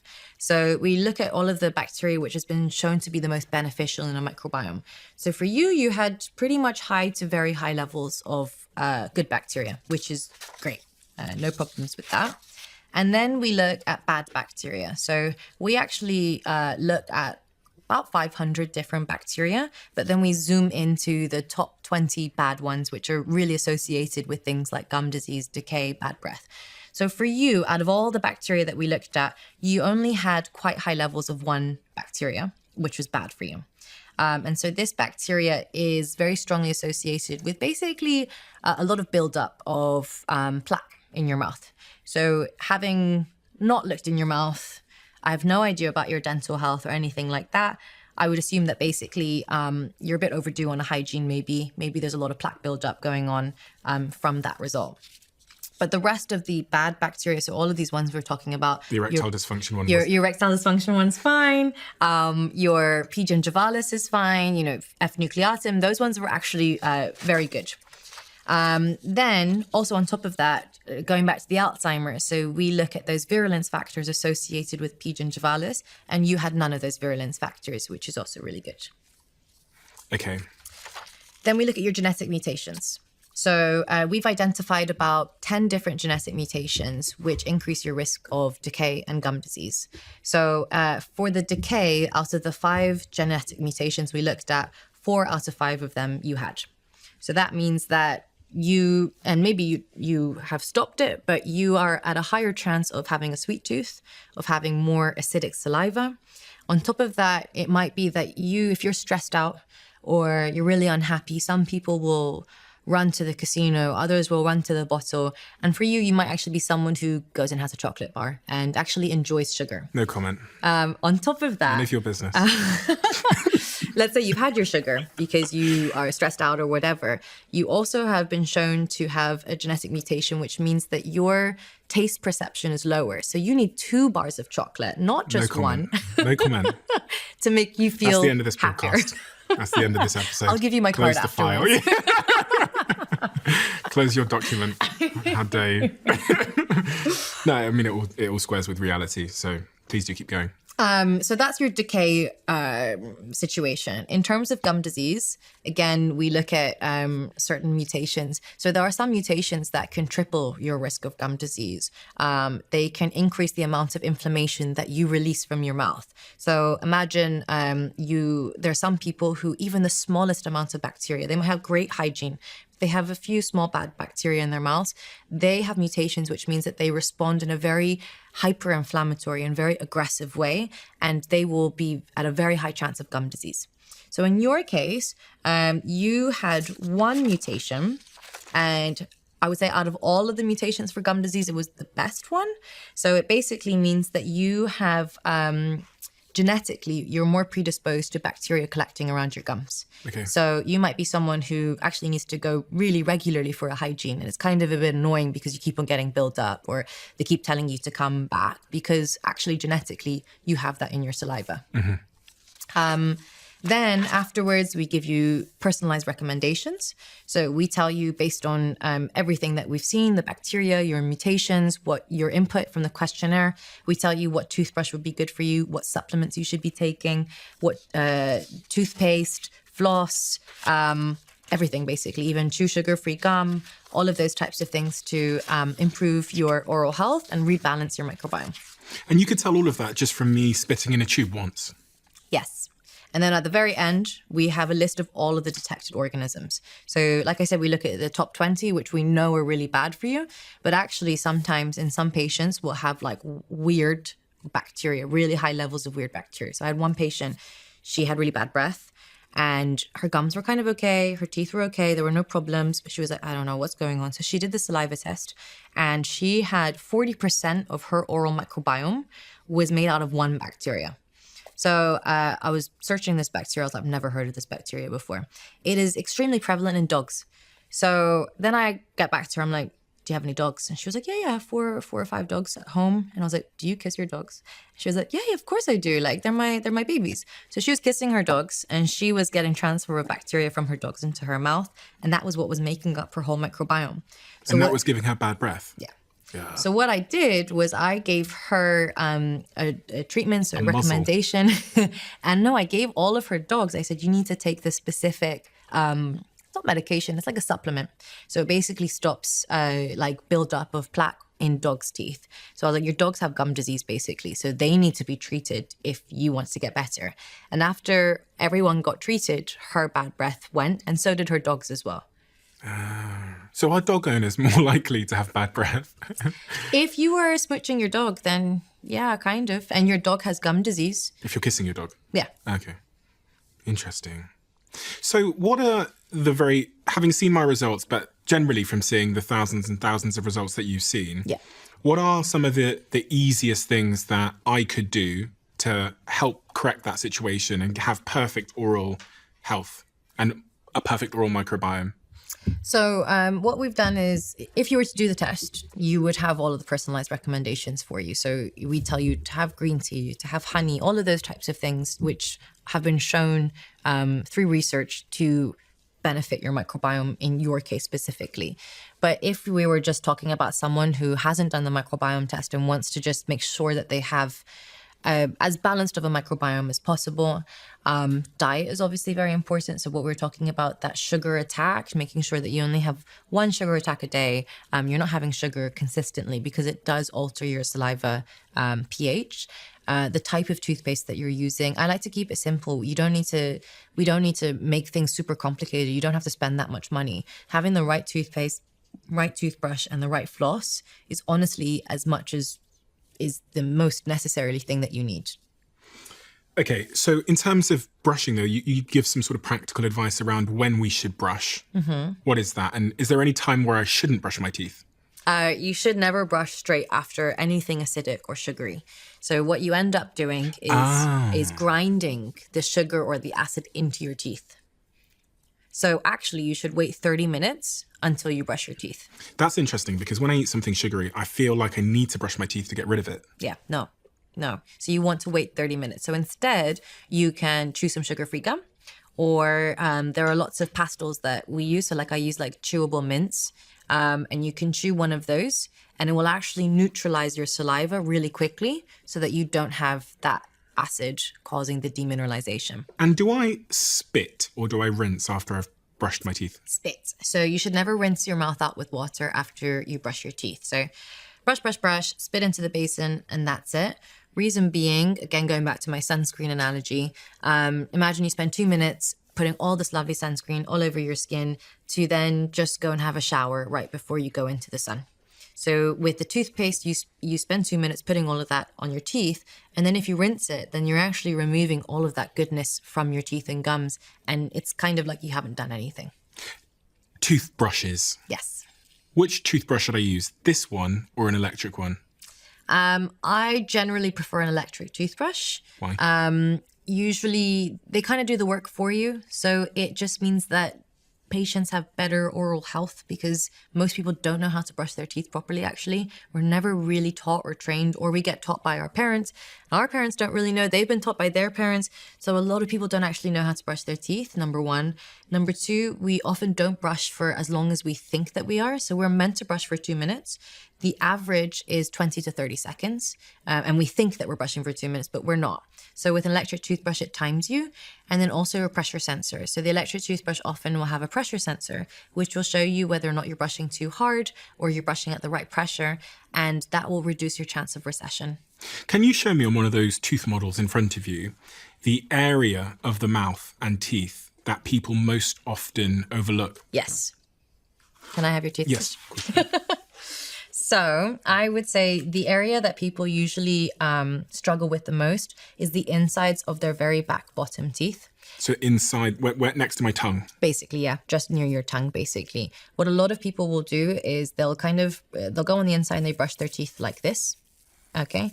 Whereas actually you want to get your elbow up and you want to brush a lot more at like a 90-degree angle when you're getting there. It looks like you're brushing the gums a little bit. A little bit, yeah. So you actually do want to brush the gums a little bit. And then when we're on the outsides of the teeth, we want to kind of brush at a 30-degree angle. So rotational movements and at a 30-degree angle. So not straight like a 90-degree, but kind of towards the gum margin. And by doing circular movements, we're essentially kind of massaging the gums and getting rid of the bacteria from under the gum and then flicking it out. Okay. Yeah, so just like that. And then I always tell everyone it's really important to kind of have a method behind your toothbrushing. So don't go like brush and then go there and then up there, and because you'll never brush properly. So always start, let's say, on the left-hand side, go do all the outsides and then do all the biting surfaces and then do all the insides and then do the same on the top teeth as well. And that model there, you've got another model in front of you, which is like a see-through model. Yes. What does that show us?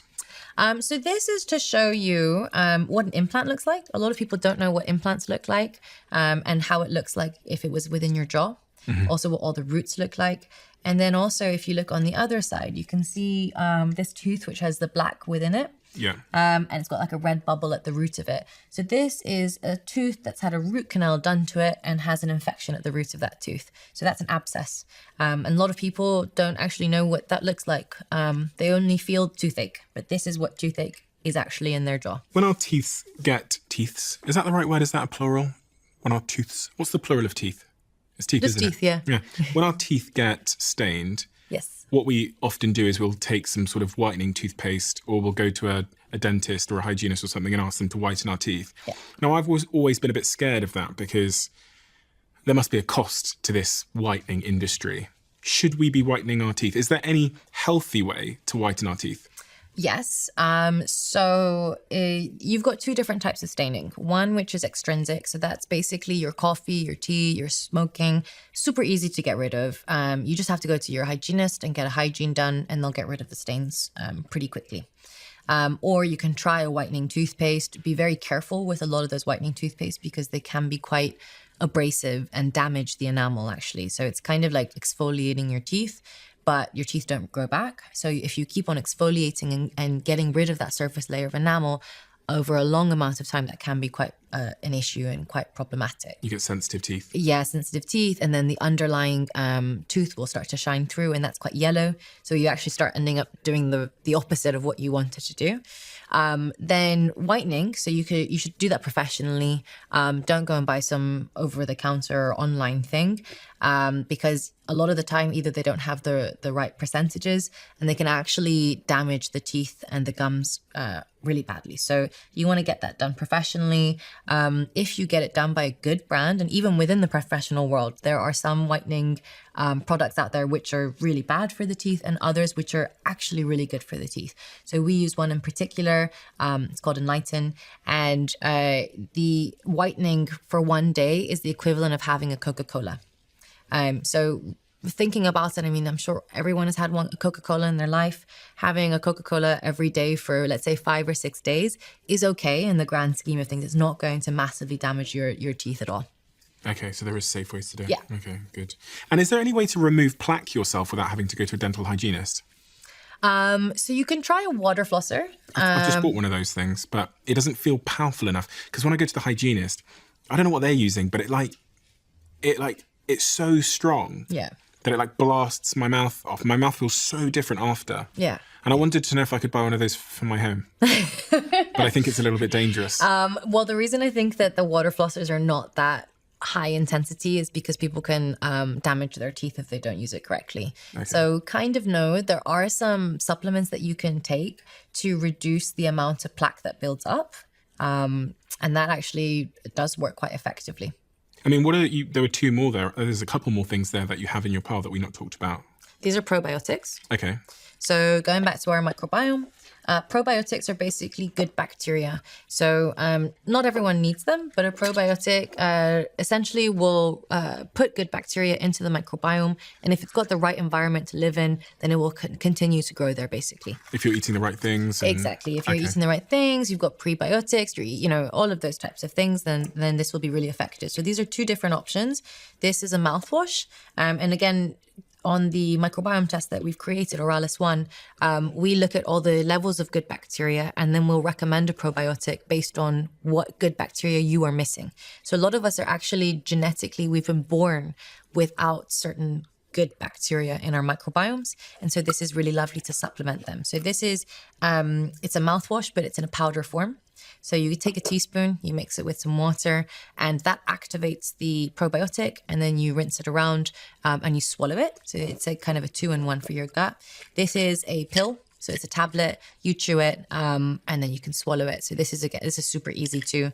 And I love these as well. Very easy to use. Victoria, what's the most important thing that we haven't talked about today that we should have talked about today?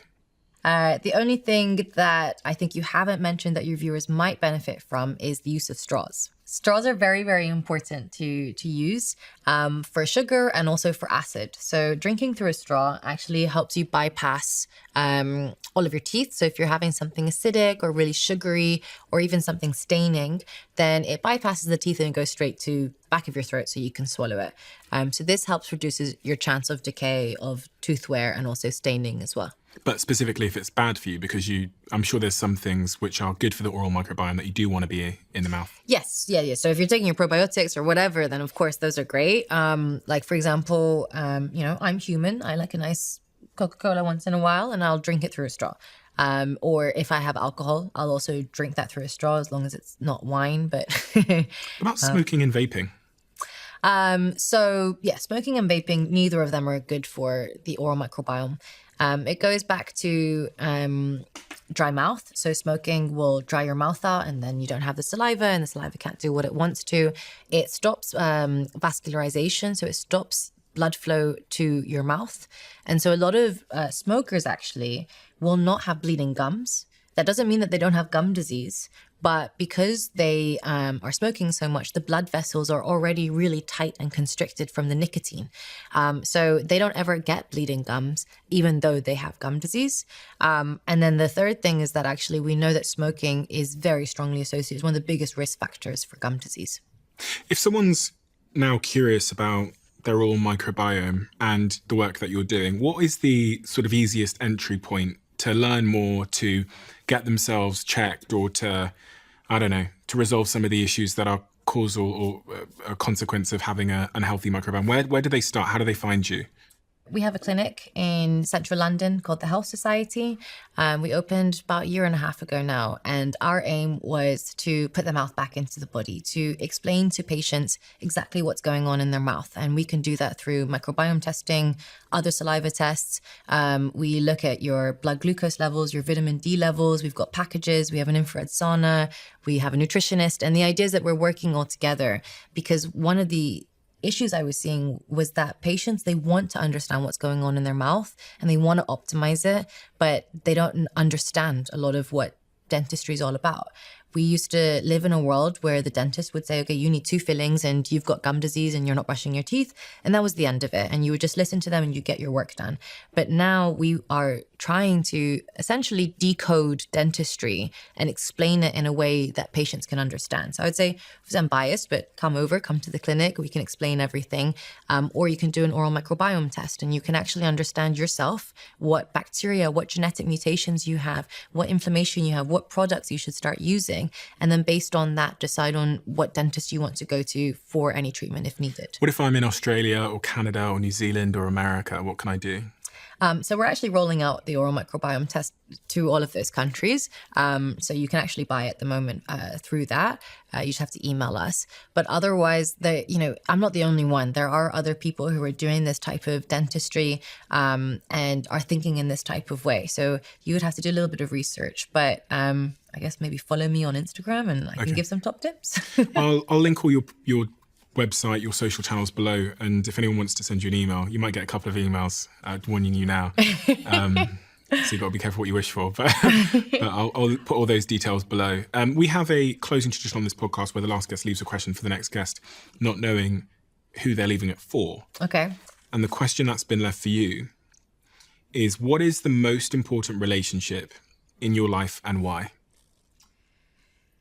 This is going to cause you problems. Yeah, I know. So your dog.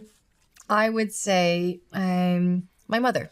I think that is the most important relationship for me. I think she has been one of my biggest mentors. She's been my biggest cheerleader, my supporter. She's hard on us, but that has led to me being the person that I am. And I think that if I don't have a good relationship with her, then I can't have a good relationship with other people. She's taught me respect. She's taught me how to, handle myself around people. So yeah, I guess big up to my mom. Is she Iranian? She is, yeah. She's Iranian. Yeah. Right. And your father? He is French American. French American.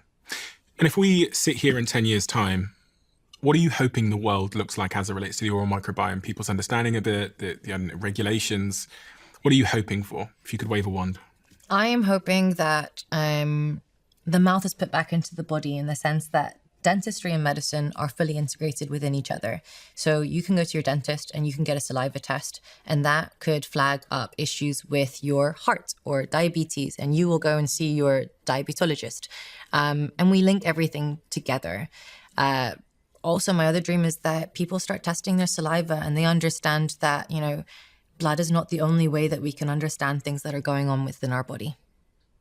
Dr. Victoria Sampson, thank you so much. I find this so unbelievably fascinating, in part because I've never heard about any of this stuff before. And I do this job, I've done it quite a few times now. So I've spoken to a lot of health experts that talk about the brain or, infertility or the gut microbiome, but never one that looks at the body and our overall picture of health through the front door or the lens of our oral microbiome. And so it's really, really inspired me. And I think sometimes on this podcast, I just love having these conversations because sometimes you just need a little bit more information about the importance of something to make even a small change in your life. And as it relates to our microbiomes, our oral health, our brain health, and all of these things, even a small change can have a big downstream impact when we're talking about areas of our health where things compound over time and can either compound for us or against us. And so thank you so much for doing the work that you do and shining a light on this. Your work has been really seminal in sort of driving the conversation, but also turning the lights on to the state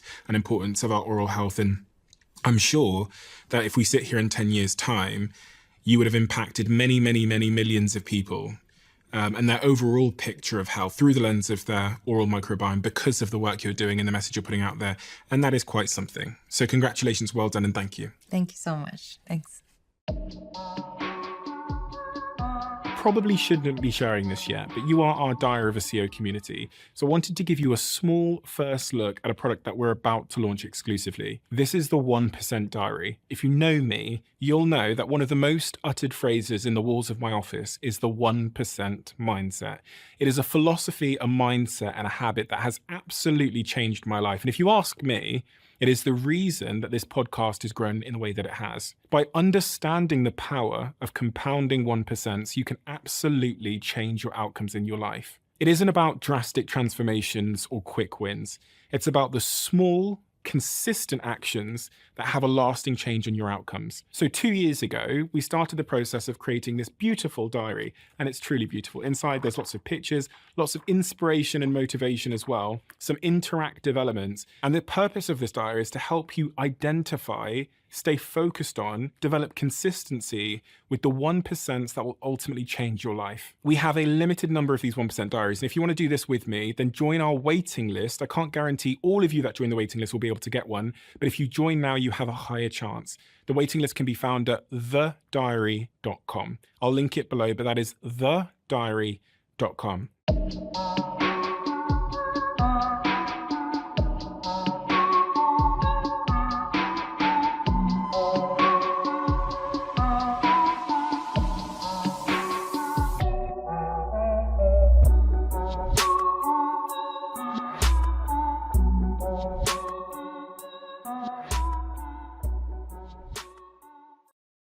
What are the mechanisms I need to be aware of in the brain and in neuroscience that are going to enable my relationship to be strong and thriving, whether it's platonic or romantic?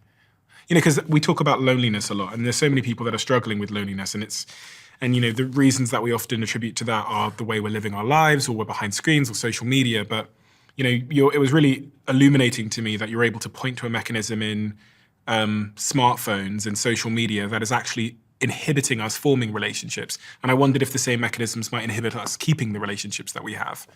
Yeah, so I think there are so many things that are going on there. So one is like, how is technology negatively impacting our relationships? And the second is, how do you maintain a healthy relationship over time? So there's like two different things that make sense, like what gets in the way, and how do you keep your tire nice and full of air versus how do you fix it if a nail punctures it?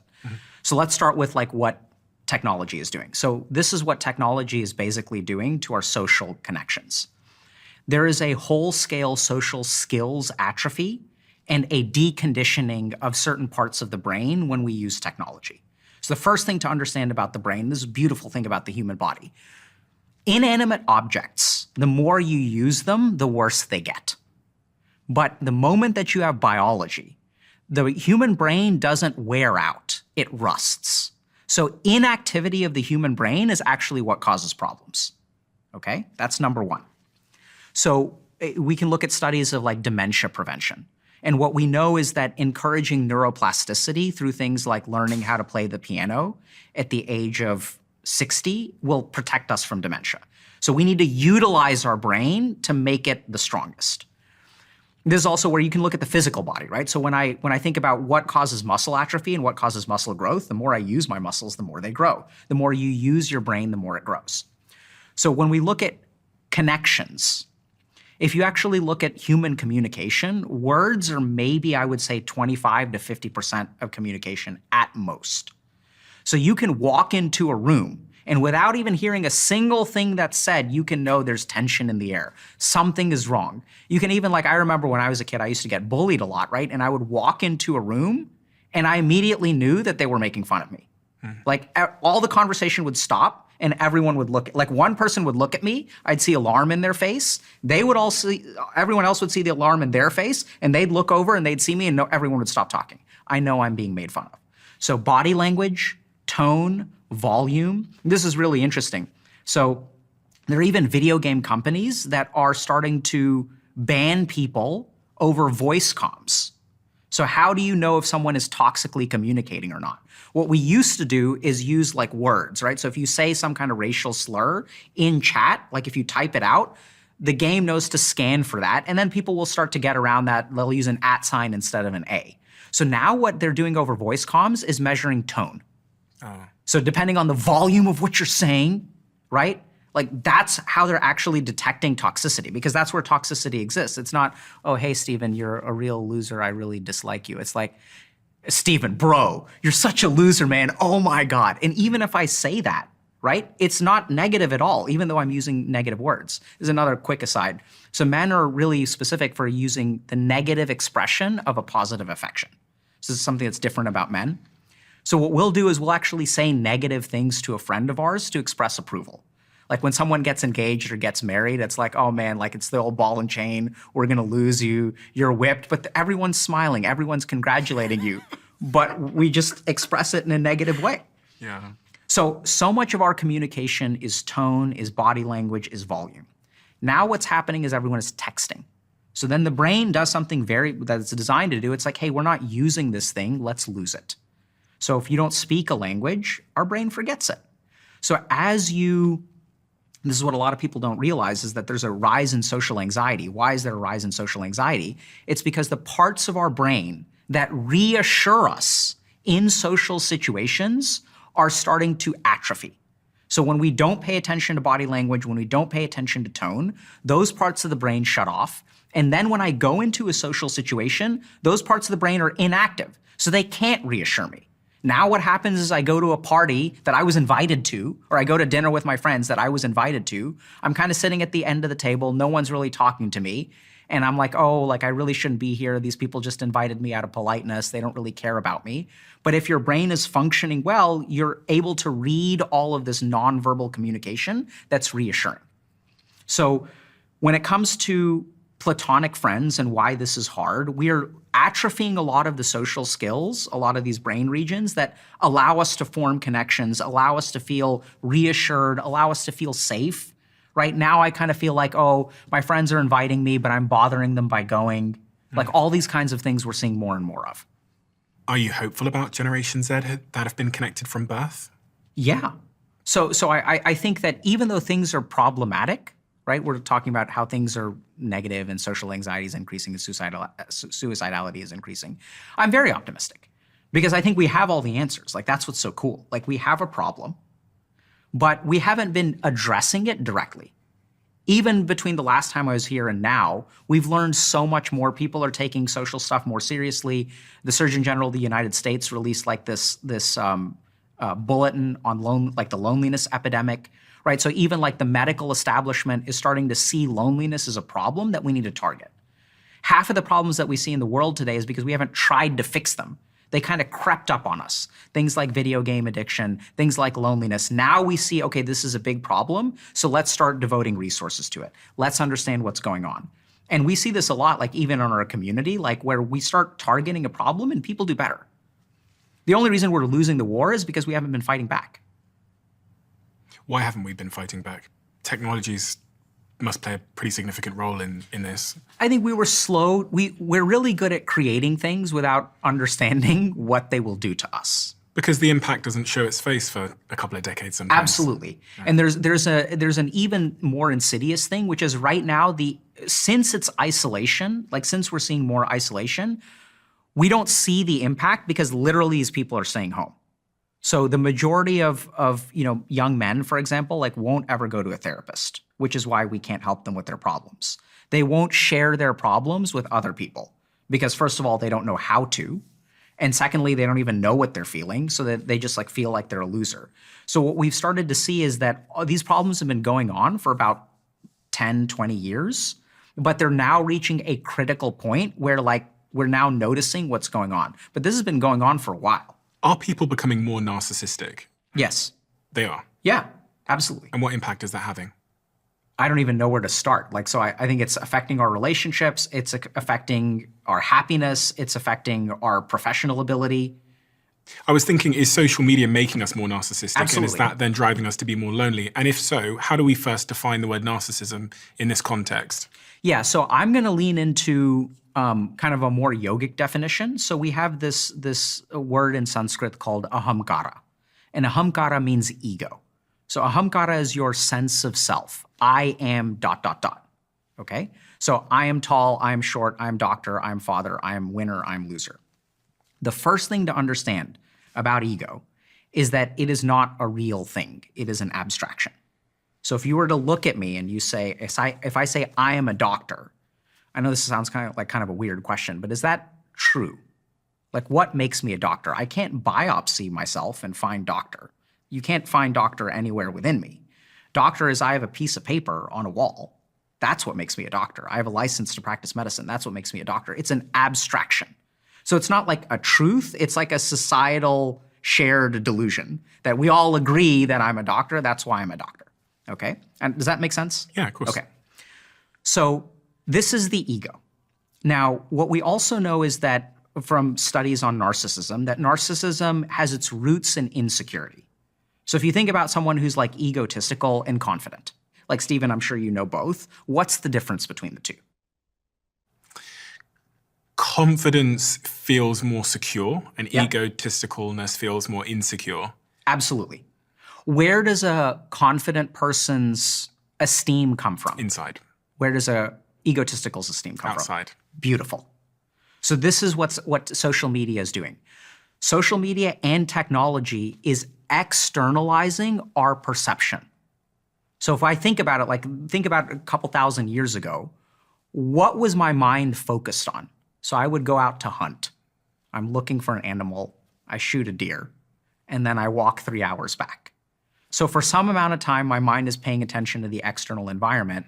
Maybe I'm talking with the people that I'm hunting with, but what is there to say? Like, I can't talk to them for 10 hours a day. There's no substance, there's no news, right? We're like this tribal community. So if you really look at the history of humanity, our perception has been internally focused at least 50% of the time. Literally what we are paying attention to is our own thoughts, our own feelings, the voices, the desires, the drives that come within us. What technology has done is whole-scale externalize our perception. And this is even where, I used to be like an efficiency junkie. And so when I was in med school, I was going to be like you, Stephen, and I was going to be super efficient. I was going to be super successful. So I was like listening to a podcast in the morning about self-help.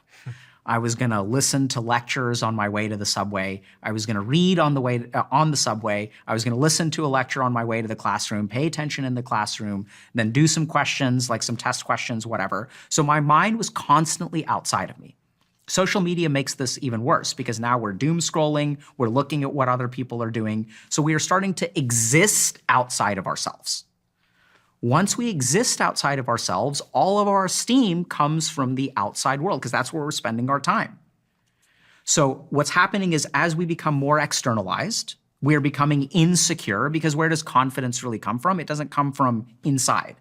This is a big mistake a lot of people don't realize, which is if you do really well and you don't believe in yourself, you don't become secure. A lot of people think that becoming secure is about being successful. That's not the case. If you're really successful, you don't end up with security. You end up with imposter syndrome. So I went to Tufts for medical school and I did my residency training at Harvard. And what I saw is that the more successful you become, that increases the rate of imposter syndrome. There's way more imposter syndrome at Harvard than there is at the University of Texas. There's way more imposter syndrome at a place like Goldman Sachs than there is at Bank of America. So lots of success actually creates this idea that I don't really know if I can do this. Oh, everyone else is so much better than me. So we see actually lots of success leads to imposter syndrome. Confidence doesn't come from success. It comes from surviving failure.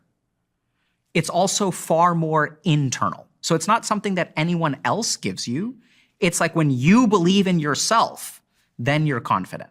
And then the beautiful thing is that once you believe in yourself, then other people can think whatever they want to about you. The way that you receive criticism, if you criticize an egotistical person, they will argue with you and convince you that you're wrong and call you stupid. Whereas if you're confident, someone says, hey, you're an idiot, I can say, okay, help me understand why. Like I could be an idiot. Help me understand.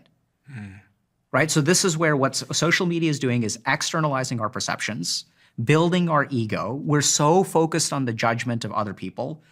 I see the amount of body, like subtle, low-level body dysmorphia that I see in young women is skyrocketing.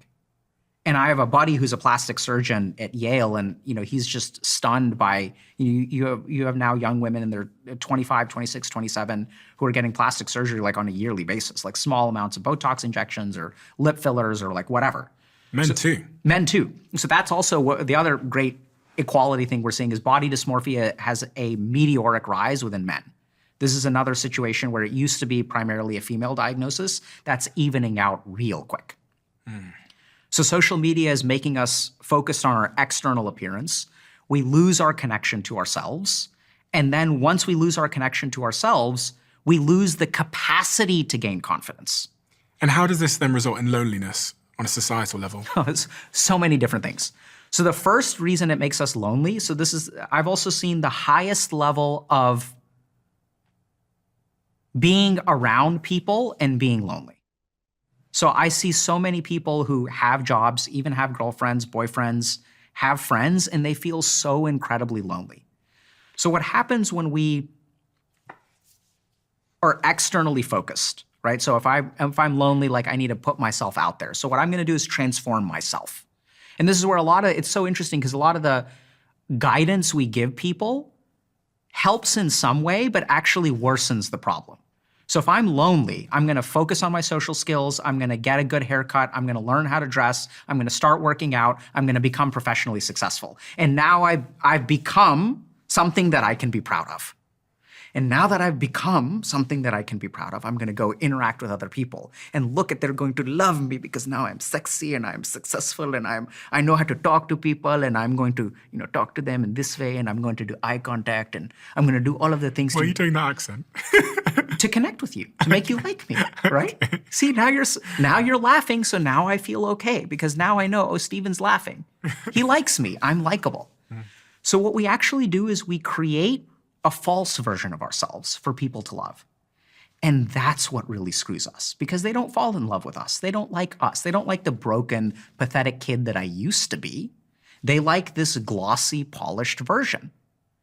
And that creates a fundamental loneliness, even though you can be dating. It's so interesting because I'll work with influencers. Like we have a creator coaching program. And like it's so hard for influencers to date because are you falling in love with the influencer? Are you falling in love with Diary of a CEO host? Or are you falling in love with Steven? Right? Is it Dr. K or is it Alok? So this is what's really paradoxical is that we think that forming all of these connections will help our loneliness, where oftentimes it creates the opposite effect, where now what they love is a version of me, not the real me. And now the problem is they love this polished version. What happens if I show them the ugly version? They won't accept me. I can never show it to them. This is what I noticed in my own life. I noticed that before 25, I was a total failure with women. And before 25, the real defining characteristic of that chapter of my life was all the external stuff, like the Louis Vuitton bag, the champagne bottles in the nightclub, the really trying really, really hard to convince them. And then after 25, I had much more success with women. And that chapter of my life can be characterized by knowing who I was and being cool with it. All the stuff seemed to fall away. Like all the external stuff seemed to fall away. And for some reason, because I talked to my friends who are struggling with dating at the moment about this, just to see if it can help them in any way. The chapter of my life where I was reading those books, they're like pickup artistry books, and I was trying really hard, was my most unsuccessful. But the phase after where I stopped chasing so much, the only way I can describe it is there's like 1,000 little micro things in me that changed. Whether it's my posture, the way that I don't know what it was, but for me, it's that season of insecurity and then the season of confidence. And I'm just throwing that out there because it kind of overlaps with what you were saying about the influencers. And when you're trying too hard, you're actually struggling the most to date. And if you see this in your practice. Now, hold on a second. So let's define success. So when you were doing Louis Vuitton bags and pre-25, were you going on dates? I was going to the club every 2 times a week and ordering as much champagne as I could to get people to come to my table and to impress the girls that were at my table and stuff. Did it work? Well, all the girls that I wanted never wanted me back. So the 4 girls that I really pursued, I could name them, but I probably shouldn't. I could never get them to be in a relationship with me. I would have short-term success and then they would never. There we go. So this is really important, right? So this goes back to what we were saying. Short-term success is thalamic, right? So that's sensory perception. So you could never get into a relationship. So this is perfect, right? So let's understand. So champagne will get them to come to the table. Oh, who's this Yeah. Bring them back Right? to the apartment. Right? And so you can get somewhere, but think about where you were emotionally and where they were emotionally. You were like, oh, please, please, please, right? And that's not where they are emotionally. So it's doomed to failure. Yeah. So like, I was just using that because it's like a prime example of, and then what happens is you're confident. So you're like meeting them where they're at. You're a little bit confident. Hopefully they're a little bit confident. You form a connection. And just doing a little bit of math, it sounds like you've been dating your current girlfriend for a couple of years now. It sounds like it didn't take long from you being confident to like find someone that you've been with.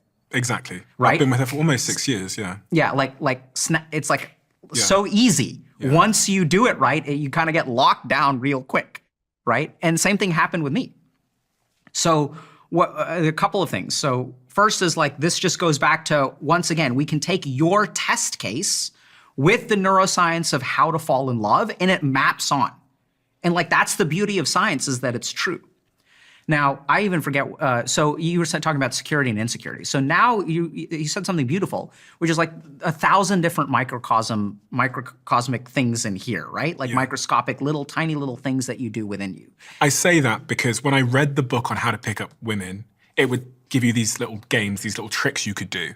And even if I did those, even if I acted, there was still something going on which meant these women didn't want to be with me. Like in a relationship, I could pull, quote unquote, pull them. I could get them on, short term, but I couldn't get them to be with me. Yeah, right. So and I think that's because human beings are incredibly empathic. So what you feel on the inside is what other people resonate with.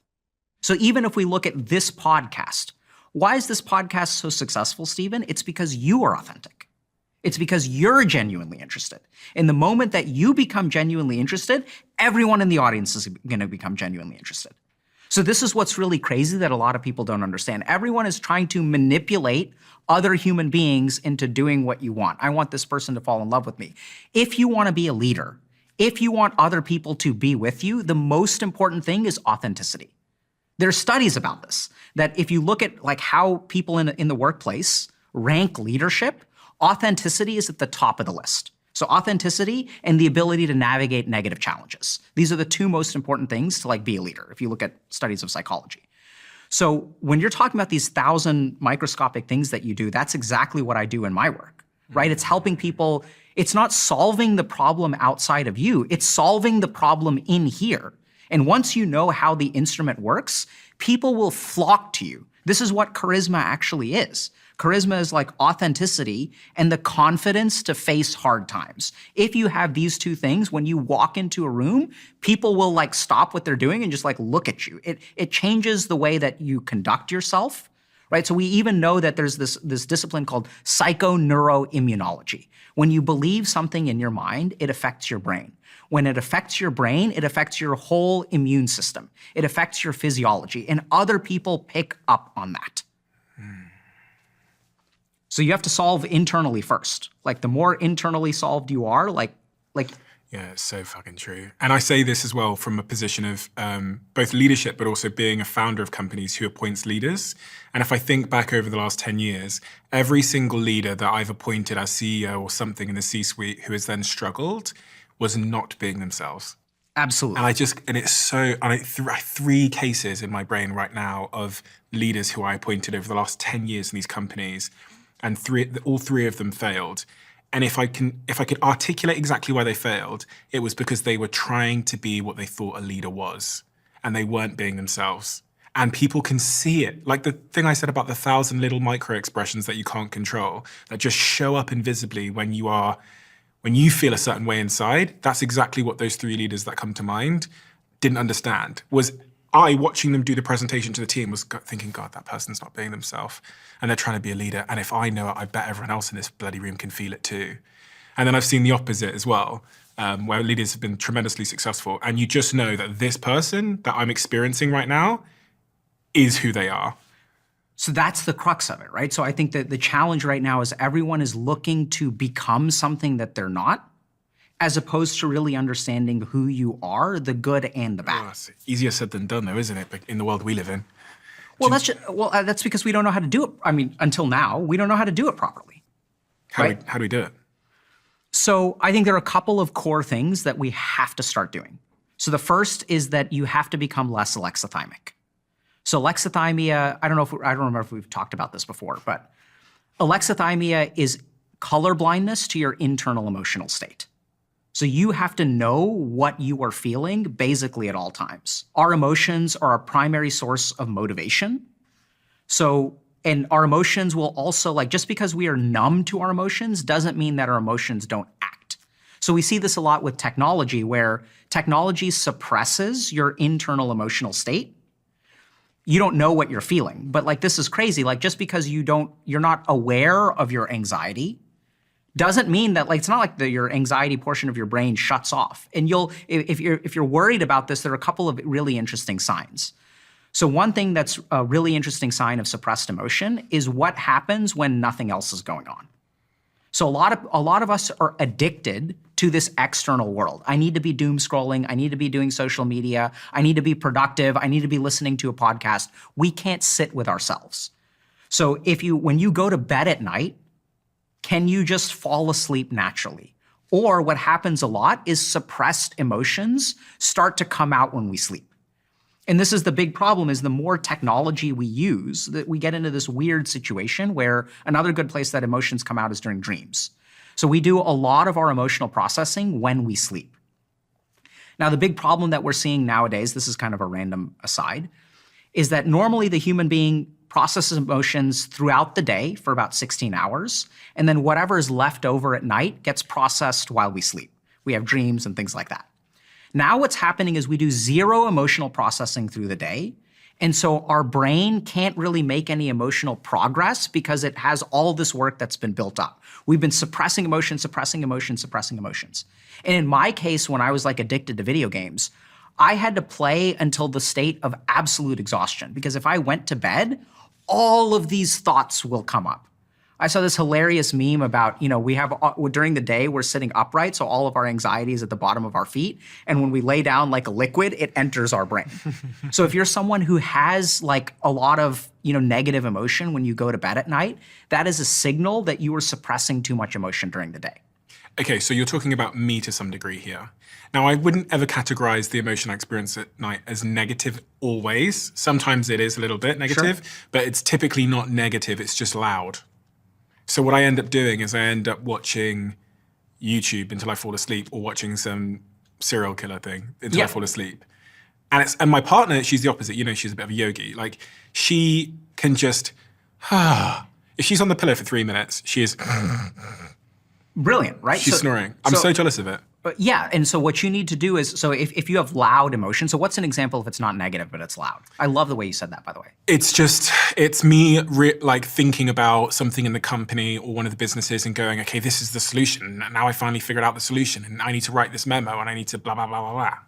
Yeah, so I think that it makes a lot of sense. So whatever is built up throughout the day, whenever your brain gets idle time, it will process. So this is also something that I think a lot of people don't realize. We've stopped harnessing the power of our subconscious mind. So if you look at, we're all like logical, right? We're like, let's do analysis, let's do this. If you really look at the source of human like brilliance, it's never logical. So logic is something that we use to feed our subconscious mind or our unconscious mind data, and then our unconscious mind plays around with it and then actually creates a motivational change.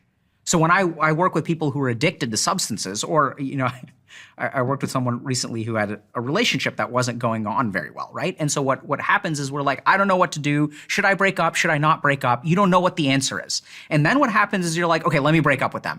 And then you haven't really worked through it. So when you break up with them, now I feel alone. Oh, maybe they'll take me back. I'm going to text them anyway. And then we see this ping-ponging. So also, if you're ping-ponging in life, your unconscious mind is not functioning the way that it's supposed to. If you think about a healthy breakup, what happens is you wake up one day and you're like, enough is enough. I'm done. Think about that for a second. Where does that resolve come from? Why didn't you wake up with it the day before, or the week before, or the month before? I see this a lot in addiction psychiatry too, where one day, like after 14 years of alcohol addiction, enough is enough. And I'm done. And that's what happens with most people. They'll do it cold turkey, like at some random time. But what's going on is there's a lot of unconscious work that your brain is doing that then creates resolve. And what we're starting to do is we're not allowing our brains to do that because we're so occupied in the external world. We don't experience our emotions. And if we don't process our emotions during the daytime, then at night, which is where the majority of learning and memory take place, that's when we have consolidation of memory. But if you've have a bunch of piled up emotions, your brain can't learn from your mistakes. So what we really need to do is be more aware of our emotions during the day and do some amount of emotional processing during the day. That'll unlock or free your brain up to do all of this other stuff at night. How? Great question. So I think this is where it gets kind of technical. So the first thing that I would say for men especially is that we experience a lot more emotion in our bodies than is generally psychiatrically accepted. We're seeing some changes of this. So one really good example of this, about 10 years